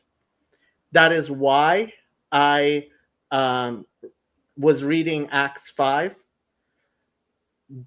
That's why whenever Christians bring up the book of Daniel, I tell them to actually read it, because Judaism is about waiting for the coming of the Messiah. And Christianity is about thinking that the Messiah has come, seeing that the Messiah has not come, and massive amounts of cope and destroying the world by your messianic fervor for your failed Messiah. And that is precisely what this false messianic movement is, just like all the false messianic movements have been. People who refuse to accept that the person they wanted to be the Messiah, and for the Zionists, it's this Israeli state. They cannot accept that it has failed to be the Messiah they want, and so they are beside themselves in their grief, and they are coping with these mechanisms which 10, 15, 20, 30 years ago, before their disillusionment, they knew better than. You're mixing between a person and a state. A state is a collective enterprise, like Judaism is a collective enterprise. It can go either way. You can contribute to or influence to the emerging personality of the state. This is why it's not a person is somebody that you take for granted. You take it as it is. You take him as he is. But I mean, there is another word for him, and this is utopia. If you don't happen to think that you're religious, if you happen to think you're secular, then what you believe in is utopia, and you try to mold your state into the utopia. And this is what the socialist Zionism was trying to do. It's trying to build the socialist utopia in the Middle East. And yes, like every human enterprise, it failed, and it has to be retried. And maybe merge and compromise with some other movements so it will work better again. But It's a human endeavor. It's a human endeavor, and this is again a human endeavor. And ultimately, yes, I believe in living your life in such a way as is it. I believe in the coming of the kingdom of God on earth as it is in heaven. But the way we make that happen is through repentance of sins, is through adhering to our values and being better people. It is, you are not going to force God's hand by some weird crusade where you kill people and destroy buildings and supposedly build up your perfect building. It's not the Jewish way. And I could talk about all the various halachas which are stumbling blocks. Who do you imagine your priests are going to be? Where's Elijah to tell you who the righteous priests are going to be in this supposed temple of yours? Right? No, but I'll say, what's the point? Yeah. So let's say theoretically, I don't want to debate too much like Christianity and Judaism. We've had those discussions in the past. I'm more interested in this temple thing right now, so I wanted to hop on here. I think it's related, though. It's very much related. There's a reason why it's the Christians who are funding these efforts. Yeah. Well, let's imagine, for example, let's say tomorrow, right, somehow this Temple Institute wins out and they build the temple there. Like, would you then say, now we've entered the Messianic era, would you refuse to go to that temple? Why would I? Who made them? So the Sanhedrin project, right? Mm-hmm. This was in 2003, right? Mm-hmm. They tried to make a Sanhedrin. They got precisely one rabbi of any real respectability to actually participate in it. And he ended up resigning. And the project has completely come to naught. And that was a much more reasonable project. This is a complete pipe dream. It's a complete pipe dream. Jacob, who are you arguing with? Who is standing with you and claiming that is not a complete pipe dream? There's a lot of people saying that. Yeah, but not in this stream. So no, I will say I do think that, because as you mentioned, right, ideas I think now, especially after COVID, can move much more quickly from the fringe to the mainstream. And right, you could easily imagine, for example, right, Christian Zionists through influence in America pressuring the Israeli government to rebuild the temple. Like, I could easily see Pete Hegseth. No. This is there is far more likelihood that the United States Congress will pass something like that by far, which is already a pipe dream, than that anything like that would happen in Israel. And let's assume that, and you're talking to somebody who's not a Zionist. Like, I place zero confidence in the state of Israel. The chief rabbi of Israel is not my chief rabbi, right? Like, I deny the halachic authority of the position of chief rabbi of Israel, okay? As do most Jews, by the way. He's elected by a bunch of secular mayors, right? Doesn't make him my chief rabbi. Thank you very much. Of course, it's not your chief rabbi. Who said it was? That you're no. Trust me. The Christians think that the chief rabbis of Israel are the chief rabbis. They think he's the Pope of the Jews. They do.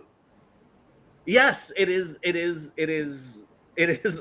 hilarious to a Jewish audience, but the Christians imagine the chief rabbi of Israel is the Pope of the Jews. Okay, which brings me to a bit of logic in the position. We shouldn't put too much weight on what they think, because it's hopeless. It's just hopeless. We cannot go on with our life according to what invention they invent. But let's put, there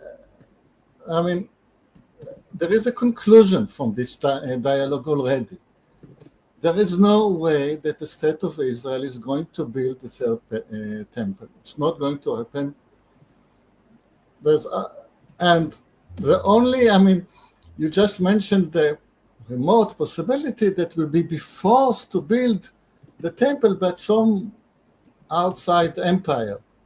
It's a problem of the citizens of that empire to tackle, not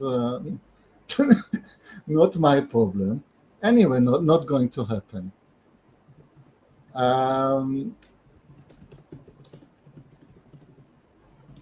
You're right. I mean, ultimately, and this was the thing with supposedly doing this stream. I think Gideon is right when he says that since there's so little Jewish pushback against this idea, and it's very similar to what goes on with Muslim YouTube. The vast majority of Muslims are not talking on YouTube. And so people imagine that the people who are talking on YouTube are the people who represent Muslims, and the same thing goes by Jews. Yeah, and it's the same thing in the Catholic world as well. Like, I go to actual theology conferences, and most of these theologians are not on the YouTube world at all, and they're the ones who actually meet with bishops and stuff to work on documents. Yeah, and so, like, and frankly, even the idea, like, I would be ashamed to ask Rabbi Breitowitz to explain the problems with this idea. Like, I don't know. I am sure he's been, because he does Q&As for several hours every week on YouTube. I am guessing he's been asked this question several times. I would honestly be too ashamed to ask him the question because it is such a ridiculous question. That's fair. I just think, as I mentioned, right, whatever does come out on YouTube, unfortunately, that's the place even most theologians learn about other religions, is they don't know people in the actual ones. They go on the internet and stuff, you know? And it's unfortunate, but... Right. And, I mean, hopefully, one of the things I've tried to do with my channel is to have a better view into what is going on really in the Jewish world, especially because there's so much Christian interest. At the same time, two very important things limit that. First and foremost, I obviously am not some sort of authority on Judaism, and frankly, if I were, I probably would not be able to, like, talk so freely about this stuff. And second, we don't do apologies. We don't do apologetics. We don't evangelize. We believe truly in Isaiah 53 in a way that Christians don't, which is the sheep goes to the slaughter and opens not his mouth. And there is an element of faith in that. And I think, in a way, when Yoav says, why even bother refute such idiocy? Yeah, like the Christian No, idea. this is not exactly what I said. I mean, Yeah. If anybody It's not, wants to refute it, please go on. But when you're planning your actions, then you should discount the opinions of those who are not going to be rational anyway. Okay, I mean, what kind of? I really don't even know what to say. I saw an article just this week about apparently there are soldiers who are wearing some stupid patch, and a general told them not to stop, and this became some sort of controversy because, I heard this from Christians, because Christians were making a big deal. Oh, Israeli soldiers are wearing a patch. First of all, Chezi mentioned it. It wasn't just Chezi. It was, yeah. Well, but you saw someone in the chat here mentioned, for example, Tovia Singer, and I know Tovia Singer. I saw him in an interview mention he's associated with the Temple Institute. There are lots of people who are associated with the Temple Institute because the Temple Institute has more money than all the other Jewish organizations put together, and they're incredibly wealthy, and their money is their entree into getting all kinds of, like, the only reason anybody knows their name is because they have enough money to sponsor things and to pay for things, and all of that money comes from dispensationalists, Christian dispensationalists. It does not come from the Jewish community. Okay, but going about this badge, you should go and ask the individual soldier, what does that badge mean to him? And probably he's not going to say that he's going tomorrow to the Mount Temple and start building. He's probably going to say something very similar to what you think, that the temple should be built by someone sometime. And if that's what he means, Sheyibane Beit HaMikdash b'mhera b'yameinu, that yes, we look forward to the temple being built b'mhera b'yameinu, quickly in our days, speedily in our days. This is in our prayers constantly, and it needs to be, because this is what the prophets taught. This is the essence of Judaism. But the essence of Judaism is to wait for the Messiah, not to try to force God's hand. The only way in which we can help the kingdom of the coming of the kingdom of God is precisely the way Jesus said, which is through repentance. Mm-hmm. I'm sorry, I'm not forcing God's hand.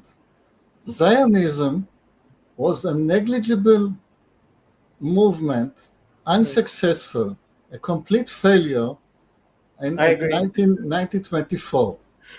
And it was God that forced our hand. I must tell you that.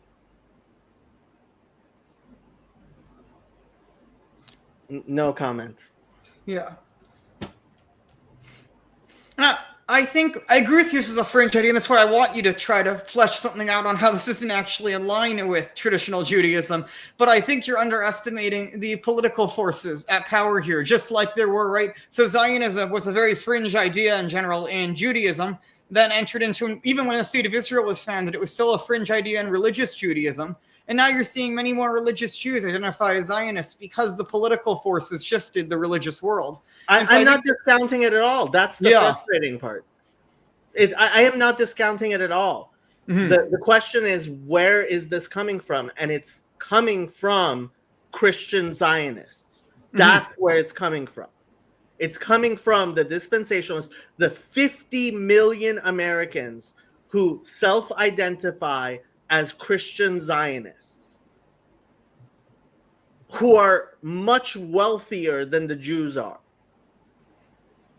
Yeah, and then they said that the Jews are in control of America. Look at the balance of power. Look at the balance of money. Who can control whom? Yeah, that's the thing.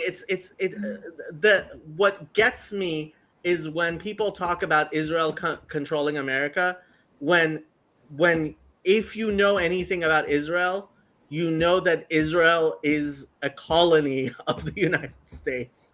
It does what the United States says. And yes, if the Congress of the United States says that Israel should build a temple, that's far more impactful than if somebody in the Knesset says it. Oh, I agree completely. But then you get to famous Israeli stubbornness.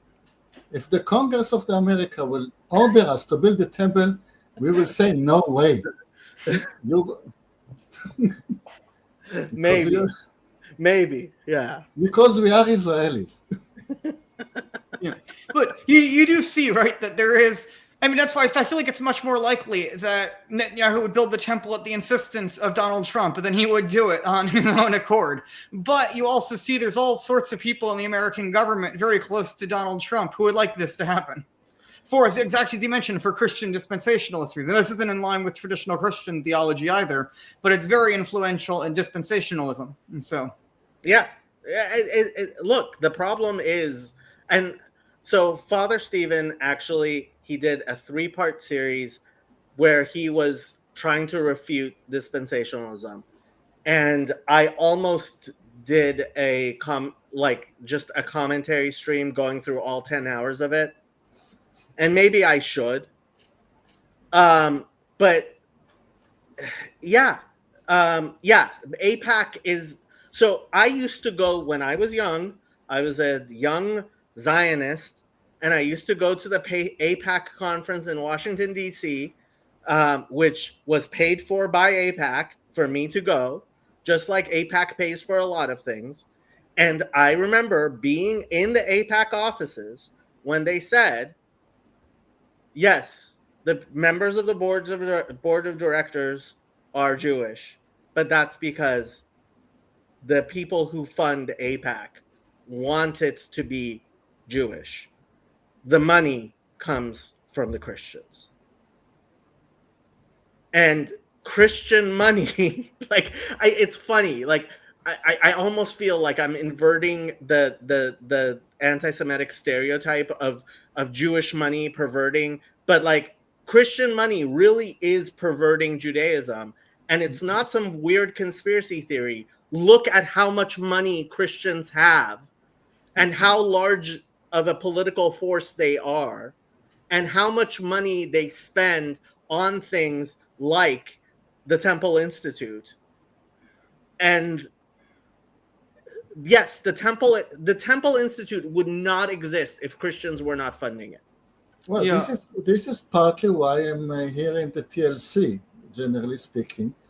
Because if those Christians are controlling my faith, I want to understand them better. Okay. Yes, Sheldon Adelson was a rich Jew. Sheldon Adelson was one rich Jew. Go look up everybody else who's giving the money.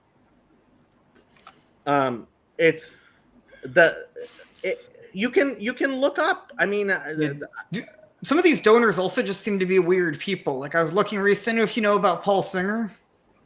He's a rich Jewish donor, but he funds this group called the Philos Project that actually does some good work defending Christians around the world, but then also links it to all sorts of pro-Israel interests. And you look him up, and what he's most known for before all this was trying to get the Republican Party to adopt gay marriage. It's the weirdest combination of stuff this guy is doing. But then he's trying to influence both of our faiths. He's trying to influence Judaism in regards to some of this stuff. And he's also trying to get Catholics on board with Christian Zionism as well. And that's a big thing the Philos Project is doing. So there's all this weird combination of stuff some of these people's money goes to. Peter Thiel is as not Jewish as you can only get if all 4 of your grandparents lived in Berlin during World War II, which all 4 of his grandparents did. So Peter Thiel doesn't have a drop of Jewish blood in him unless his boyfriend's Jewish. I don't know. But and Sam Altman, as far as I know, is not giving money to Zionism. I have no idea who Alex Karp is. This stuff, I'm sorry, it's it's easily refuted. Half the people who notice being Jewish aren't even Jewish. Hello, Michael. How are you doing? Also, on the swing of refuting young God, he was asking earlier, why couldn't we have bribed the Palestinians leaders better? And it reminds me of the comment of Alex of the Duran after the 7th of October. Why couldn't the Israeli just build a higher wall? Okay, Michael. Am I gonna let Claire call on? Good God. She's waiting in the back. She's turned on her video. She wants to come on.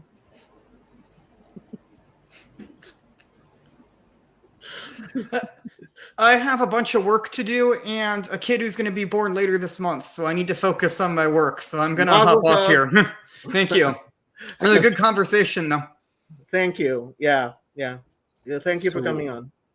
So I hopped on just to reinforce the point. Like I grew up in a community with a lot of televangelism that is exactly the kind of money that you're talking about, that just pours money into Israel and is obsessed with the dispensationalism, very John Hagee kind of stuff for as much. Yeah. John Hagee is very much behind all of this stuff. Yes. Which, like, living in San Antonio right now, not for long, but while I still live here, I'm just down the road from him, basically. In fact, my godfather's son, who I spend time with, ran into his grandson just a few days ago, and was he's saying the kind of thing that a Orthodox Christian from Palestine would say, and he was coming in hard at him. So, but like, it's no joke the amount of money that those dispensationalist, evangelical, Pentecostal types throw into this. People can't underestimate that at all. Yeah, and look, a lot of it is small dollar donations. A lot of it is a lot of small dollar donations. Yeah, this is like Bernie Sanders style funding of absolutely. And people don't really understand the real power of AIPAC is not the money. It's the Christian voters. These Christian voters, Ted Cruz, there's a reason why Ted Cruz was saying the things he was on Tucker Carlson, because he knows his voters expect him to say that. Even if I were to accept him being sincere, it would be plausible to me, right? That's just kind of the worldview that he comes from. It sort of has an idea about that, and like that's his Christian nominalism to some degree, and that's just how things are. He doesn't know a different way to see them, however much he cares about that. It's Ted Cruz. He's kind of a squirrely guy, but you're absolutely right about the small donations, and it's tithe. People will set aside, like these Christians set aside some all of their tithing money for this specifically. Like that's no joke. Yeah. No, it's real. And they go and they volunteer in the Israeli military. A lot of the tourist tourism in Israel is Christians. So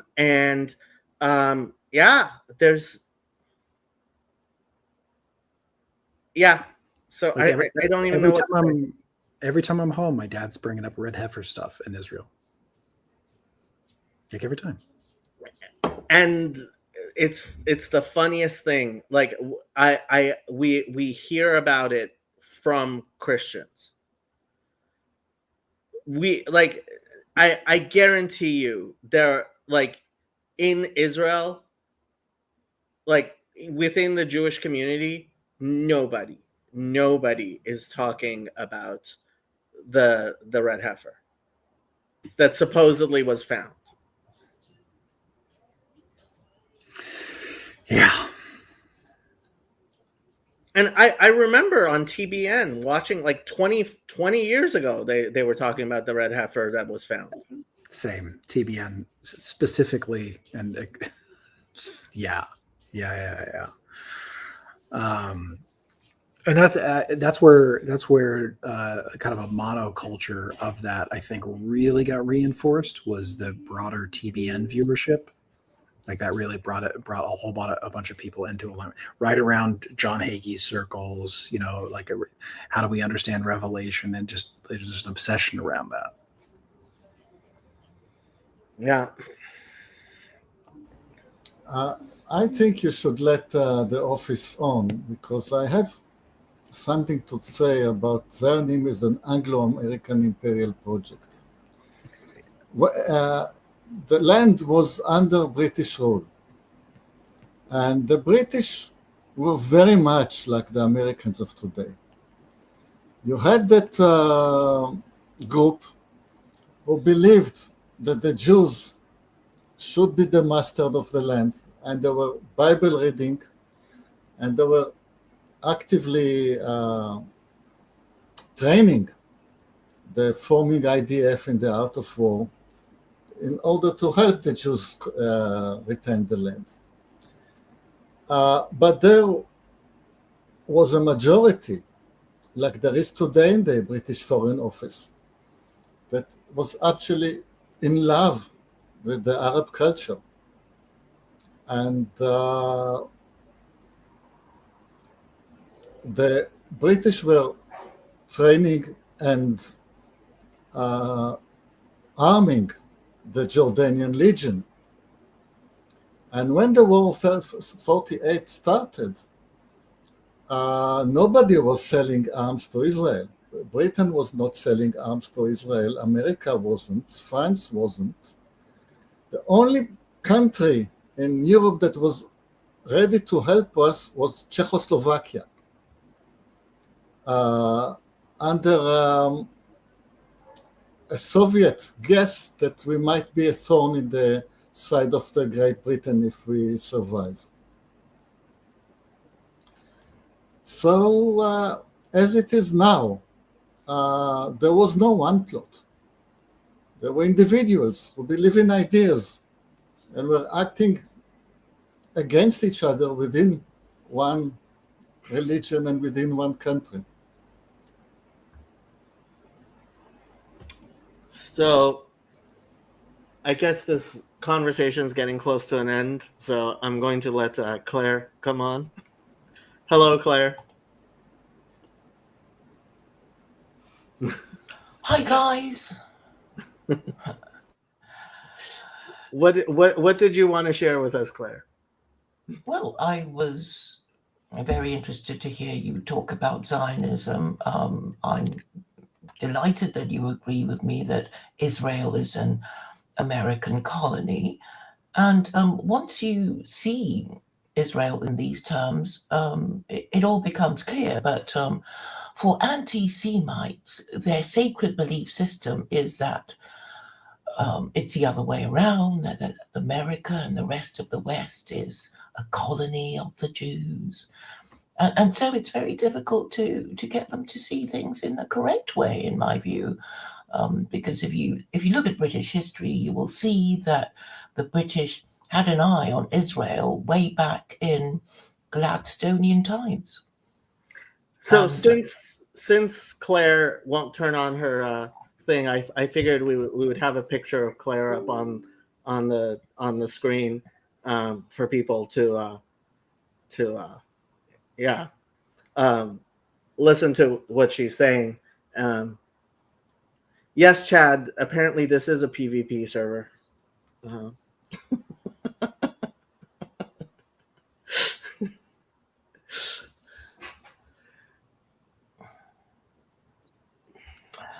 As I was saying, Israel is an American colony and part of the Anglo-American imperial project. And I don't know if you are familiar with the imperial hymn Jerusalem, based on a poem by William Blake. Do you know it? I think. Any of you? You might wish to play it. Which poem? Jerusalem. Until we built Jerusalem in England. That's the one, Yoav. Yes, in England, not here. Green and pleasant land. It's obviously in England. Yeah. Yeah, but I Blake's suppose poem. Yes. And did those feet in ancient times walk upon England's mountains green, and was the holy Lamb of God on England's pleasant pastures seen? And did the countenance divine shine forth upon our clouded hills?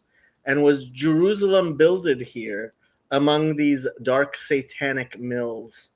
Bring me my bow of burning gold, bring me my arrow of desire, bring me my spear, O clouds unfold, bring me my chariot of fire. I will not cease from mental fight, nor shall my sword sleep in my hand, till we have built Jerusalem in England's green and pleasant land. Mm-hmm. Yeah, British Israelism is actually the origin of Black Hebrew Israelites. That's where they got a lot of their beliefs. And British Israelitism is an interesting movement that was quite prominent a while ago. Yes, it's through my connections with the dissident right that I discovered that I knew two British Israelites. And I've always thought they were a bit curious, because they kind of sounded like Jews and mostly talked about the Old Testament. And there's an interesting Wikipedia entry on British Israelism, and when you look at it, my take on it is that the British were trying to get British Gentiles to go and live in Israel after they got the Palestine Mandate, in order to keep an eye on the Arabs and the oil.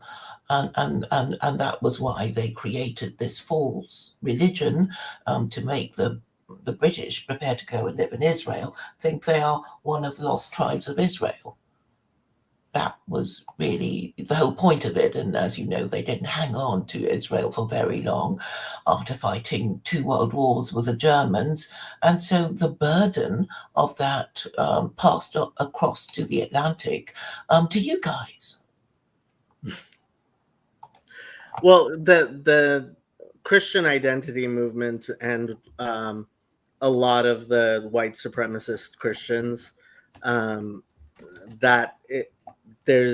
they also derived their ideas from British Hebrew Israelites. Yeah, but the point was, you have a colony, you need to populate it to make it work for you. And I suppose initially there was, when the British had it, they thought, well, we can't trust the Jews to do it. Look at them, they're not, the fit athletic type. But the Jews of America, after so many centuries of assimilation, who joined the army and navy and the Marines, they were perfect. So off you went to populate the colony of Israel, and you were made to feel, more Jewish as a result. Like, you got to go and live there and do your Jewish thing and feel more Jewish and work for the American Empire. So, Claire, how do you see things playing out in the next 5 years in regards to Israel in particular? I seem to remember in Foreign Policy magazine. Okay, I don't see. I'm certain that there was an article about Israel, and they were talking in terms of, well, we can't afford to fund Israel forever. We have a special relationship with Israel, and we need to prepare to say goodbye to them. I think if you look it up, you can still find it online, and so I think even then they were thinking, once we do the Abrahamic Accords, I suppose it would be easier to control Israel. In that way, but I guess the American American foreign policy makers have not decided what to do about it, and I think you are falling into your Thucydides trap anyway, in the same way that the British did in World War I and World War II to stop the rise of Germany. I mean, that was the real reason. It wasn't, the Germans being mean to Jews, because the English are just as anti-Semitic, if not worse. It was really to prevent the rise of Germany by, Britain, and that was the real reason, in my view. It's Britain's dirty little secret. Just a historical anecdote. Also, the Germans had their eyes on the Holy Land, and they found several colonies of Christian Germans. One of them was now in what is now the center of Tel Aviv, and was quite limiting the growth of the new city of Tel Aviv, that has this German a colony on its border that they could not expand towards, but otherwise everything was just sand. And then towards the 30s, those German colonies has turned out quite Nazi, and they've fallen into disfavor with the British ruler of the land, and they were all deported. So now the city of Tel Aviv could find more place to grow into what used to be the German colony. Jerusalem still has an area called the German colony. And so Haifa, and so is Tel Aviv. I didn't know that. In Tel Aviv, it's called Sarona. Uh-huh. Well, it's not surprising, in that Turkey and Germany were quite close, just because of geographical reasons, and the only reason why the Palestine Mandate went to the British was because Germany supported the wrong side in World War I, and had to give up the Palestine Mandate to the British when, Germany lost. Well, not officially. But anyway, Germany didn't do very well out of World War I, and had to did in fact lose, really. But I mean, obviously it was a surprise. It was an armistice, they thought, and then they squeezed all that money and reparations out of the Germans. So yeah, but the whole point of the Eastern Question, I don't know if it's familiar to you. Did you ever do that?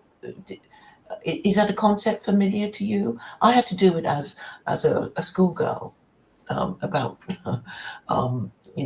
British foreign policy in Victorian times, and how they were looking to control the Middle East through the Crimean War and all these other little wars that didn't do them very, very much good in the end.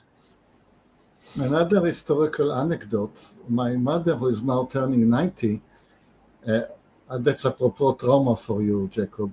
The first war that she saw was in the Second World War, when Italian bombers were bombing Tel Aviv, because it was under British rule. And just more accurately, the empire that lost the land to the British were the Ottoman, the Turks. For hundreds of years, it was the Ottoman Turkish Empire, and they lost it to the British. The Germans were just an aspiring force, never getting any serious foothold.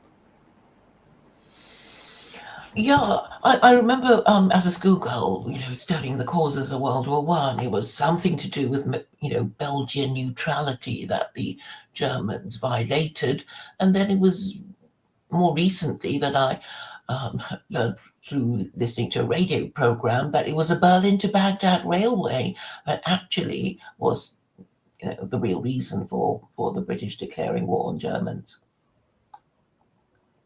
Because it was bypassing their control of the sea lanes by building that railway. I mean, the modern equivalent is a Belt and Road Drive, right, of China, and that's why America wants to, smash China before it got too powerful. I am thinking of winding down this stream. Any last words, Claire? Not really. I think I've explained to you most of my theories about the geopolitical reasons why America wants to maintain its presence in the Middle East, to maintain its the status of the dollar as a world reserve currency, so that it can continue to export its inflation throughout the world. But as we know, BRICS is trying to bypass that, and that's why it has to be destroyed, I suppose. Which reminds me, actually, so if you guys have not seen this, Crackpot History, it amazes me that it only has 604 subscribers right now. He does an episode by episode breakdown of Martyr Made Histories, Fear and Loathing in Jerusalem. It is absolutely excellent. It's the type of thing. Jason, obviously you can jump on, especially if you want to talk to Claire. Claire loves Jason. Claire, are you coming to the wedding? What wedding? Jason's getting married in 2 weeks. Oh, that's Yon God. No, Jan God's already married. Oh, no. Is he Jan, married? Yeah, he's as married Living in as he's sin. He's halachically married. He's bechezkat's. Okay, yes, Yeah. he is. Yeah. But Crackpot History, really great channel. I highly recommend it. I'll go and subscribe. I'm not sure who you mean by Jason. That's me. Jason. Almond Tree. You know Oh, me. yes, you do. Yeah. Oh, I know. Yes, we've spoken. You've been on Yeah. my channel. Yeah, I Nice came to on meet one you. time. Right, yes. Yeah, I had some questions. But so I was curious, what school did you grow up in? Me? Or yeah, like where'd you grow up and what school did you go to? You were talking about growing up. Well, I was born in Malaysia. I went to boarding school in England Oh, okay. in my teens, and I've stayed since. Oh, okay. That's cool. I was curious. I just hopped on to ask you a few questions because I'm not as familiar with you or anything. I don't think I've really talked to you enough. But what do you have, like a religious background, or what is it you believe? My parents are Taoist Buddhist, but because I take an interest in politics, I mean, obviously, I see the political purposes of social conservatism. You've seen Claire's most famous picture, right? Yeah, Yes, you do it bring to that up. everybody. Yeah, I have seen I just How- want people to know who they're talking to. That looks like an old photo too. How old were you in that photo? I guess, when was that? I think it was taken in 2013, Okay. something like Yeah, that. Yeah. when you were running for mayor, right? Of what? No, Of England? I was expelled from the party in 2011. Oh, ouch. Um, Okay. No, that was fine. I mean, it's been quite a journey, really, to discover why democracy doesn't work and what's wrong with everyone. See, apart from Yoav, me. at least in Britain, they have enough of a democracy that they expel their lunatics. They used to. No, this is a problem. Party members have no rights at all. and if you look at the constitution of the Chinese Communist Party, I mean, they have rights to die for, right to a fair trial before they get expelled, right to have legal representation at their trial, right to, criticize their leaders and be trained by the party school, so many things. Well, for all the political parties in the West, you get kicked out and you're damaged goods and nobody wants to have you anymore.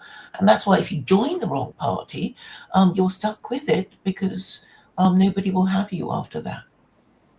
Claire doesn't like to talk about her daughter very much. Okay. I don't see what the relevance is. Young God asked if you had kids. Oh, right. Yeah. Yes. Sorry, Okay. derailing real quick, but Jason, congrats to you and Rebecca, Thank and you. I hope you guys have a great wedding and all that. Yeah. Did, thank you so I much. hear you got chrismated into the church? Yes, we did. Whatever that holiday was, I don't even remember. When did we get baptized? June 8th? Yeah, something like that. June 8th. Beautiful. Yeah. Many Michael years to both Dunn. of you. Yeah. Yes, Thanks. congratulations, Jason. Thank you. Thank you so much. Yeah, I'm excited. I'm really excited to get married. It'll be fun. So it's good. It's just busy getting stuff. I got to go drop off a tux in a few minutes. So, but I thought And it'd be fun. Mark's stream is starting in a few minutes, so Well, Claire, just people- hop over there. yeah, people who want to continue the discussion can go to Mark Lefebvre's stream. Yeah. Yes, well, Mark has blocked me, so I don't think he'll let me on. What? I'm not surprised. But I Imagine. might troll him for a bit. Well, thank you, Claire, for rolling with the punches. I have to. No choice. Well, thank you for letting me unload all my foreign policy, imperial theories on you. And yes. Yeah, I'll try to listen more. I'm still trying to, I guess, I'm still feel like very unfamiliar with what you believe and who you are and stuff like that. Because I think I've only spoken to you maybe 3 times. I don't know. I've seen you around more, but My best guess, so to put statistics on it, I would say there's about a 55% chance that Claire works for a project similar to the Cybernetic Research Institute, which you can look up the Cybernetic Research Institute. Nick Land was very involved in that. Yeah. And if Claire doesn't work with them, she may have a parallel project. I don't know if George Soros is funding her. I'm not sure. Claire, do you deny these accusations? Of course I do, but I mean, Jacob likes to romanticize me and to some kind of Marvel supervillainess. So I can't complain, can I? That's exactly what you would say. The next most likely possibility is she works for some intelligence agency. My guess would be the British, but it may be the Chinese, the Malaysians. It's not. I do this that were out of Jews. the goodness of my It's always the heart Mossad to in save. I would. Mossad. He's complimenting himself because he's saying he's extremely intelligent, and so you have to hang around here to pick up on all these. That's what it really is. And then there's the very slight possibility that she is an incredibly productive, incredibly smart person who, at the same time, doesn't realize that for 20 years she's been trying to push an idea that doesn't even have one adherent on the internet. Do you realize how hard you have to work to be as well known as Claire Kaw? And Claire Kaw is not just some random person on the internet. She is a well-known quantity in the most fringe parts of the internet. Like, everyone who believes in flat Earth knows who Claire Kaw is. No way. Are you a flat earther? No, I can't bear those people. But yes, I do a few. But they do know about you. Are you a none flat of earther? But I don't talk to them. And she I don't hasn't take been them able seriously. to convince a single human being. Those nerds. Because Now, they're Islamophobes and they're incorrigibly Islamophobes and And- anti-Semites. and it's very easy to believe that it's incompetence, but I don't believe it is incompetence because Claire is too smart. Claire is a qualified barrister in the UK, and Claire has never been jailed for saying things that in Great Britain are definitely illegal. She has been arrested, but never jailed. Yeah, because I discuss ideas and I don't target individuals or groups. That's the way I stay out of trouble, unless they say, you must not discuss anti-Semitism or Islamophobia. So I am the kind of link between Jews and anti-Semites, Islamophobes and Muslims, and various people, groups who hate each other. And I was going to run this idea by you, Jacob, about, you were talking about the Messiah earlier. And I think, as you were saying, you can't just, call for the Messiah to come because you don't know what to do and you want the world to end. And this is basically it. When you want the world to end, you want the Messiah to come because it's associated with the end times. And I was thinking, with all my credentials that you have so kindly given to me, I could be Messiah substitute, just come to tell you guys that the Messiah ain't coming, and therefore you have to adopt the intermediate measure of global secular Quranism to sort your problems out. Oh, I wanted to congratulate you on your on your interview with Black Pigeon Speaks. I mean, and he spoke quite highly of Claire. And for the people who don't know, Black Pigeon Speaks has a very large audience among the insane right. Are they flat earthers? Well, they kind of have a certain view of Jews, and about 500,000 subscribers he has. Yeah, 508, I think. Yes, A certain view of Jews.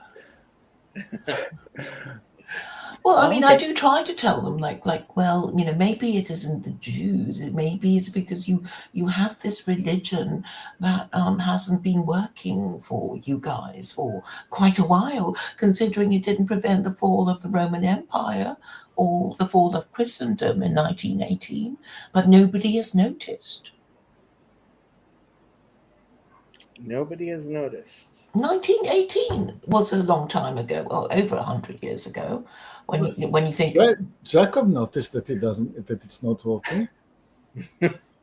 Well, I think it's probably the problem caused by the British monarchy, because it's the only one of any fame going, and because the British monarchy controls Canada, New Zealand, and Australia, it helps the American global empire do its stuff.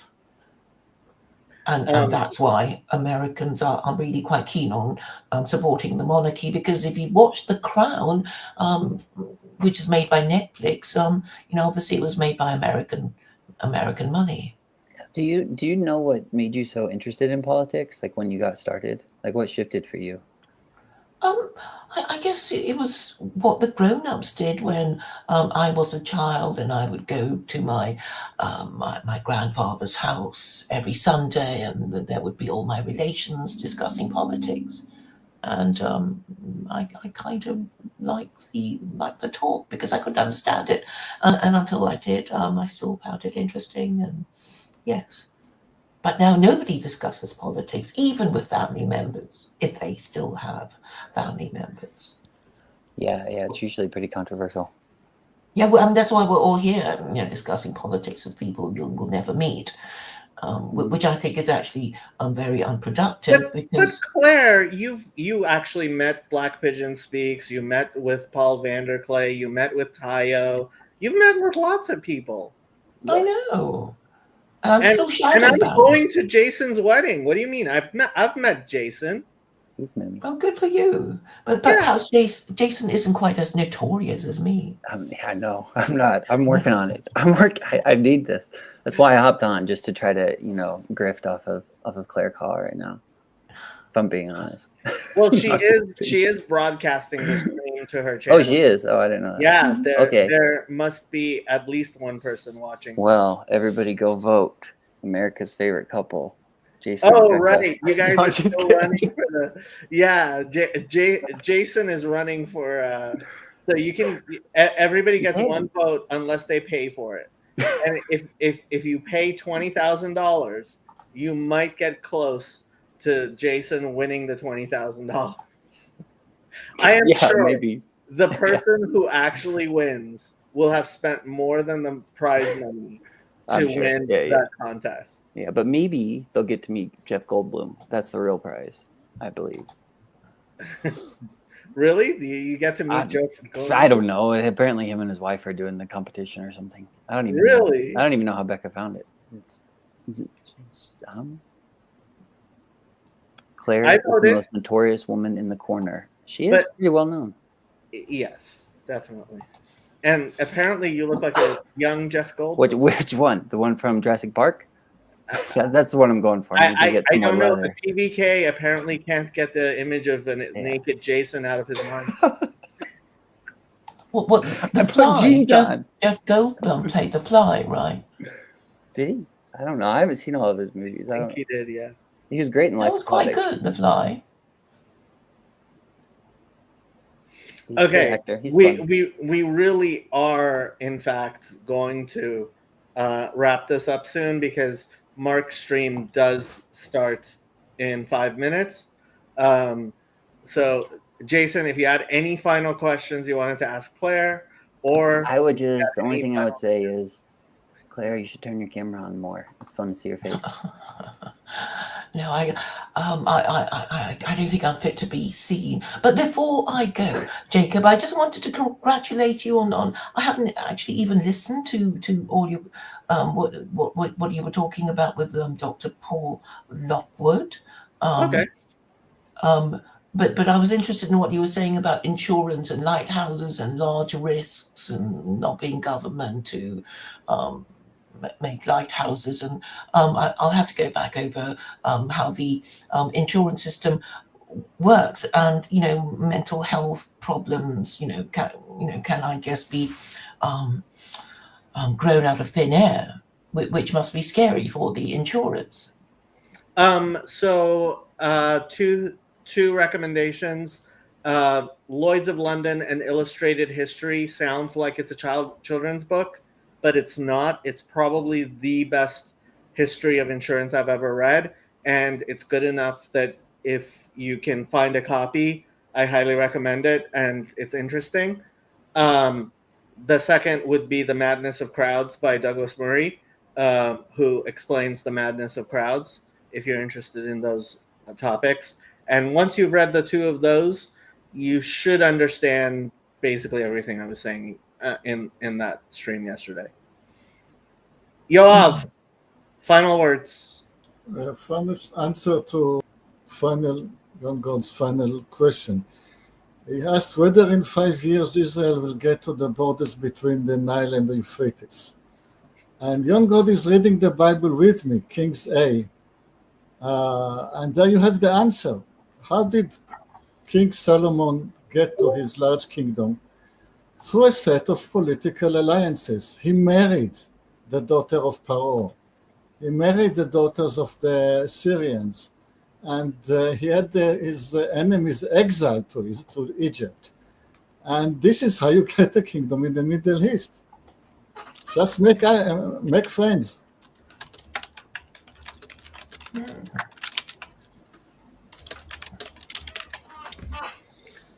Make friends. Okay. That's a good word. Thank you for everyone who participated. Thank you for everyone who didn't participate. As usual, the big stars were just listening. They didn't actually participate. But good night and Shabbat Shalom. I'm going to use host's prerogative to put the Reverend Parcells to bed because he does need to get up in the morning. Sorry, Reverend. Thank you. But before he goes, I have a question. Let's say, God forbid, that I were to burn somebody at the stake for not being a Trinitarian. And I did not repent of that. Is that a salvation issue?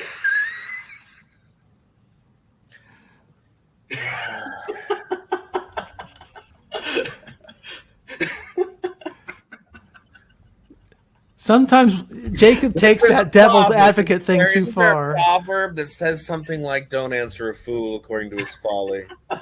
But there's a proverb that says, answer a fool according to his folly. There is. Exactly right. I'm going to leave it to you guys to determine, which of those was applicable in this situation as I go.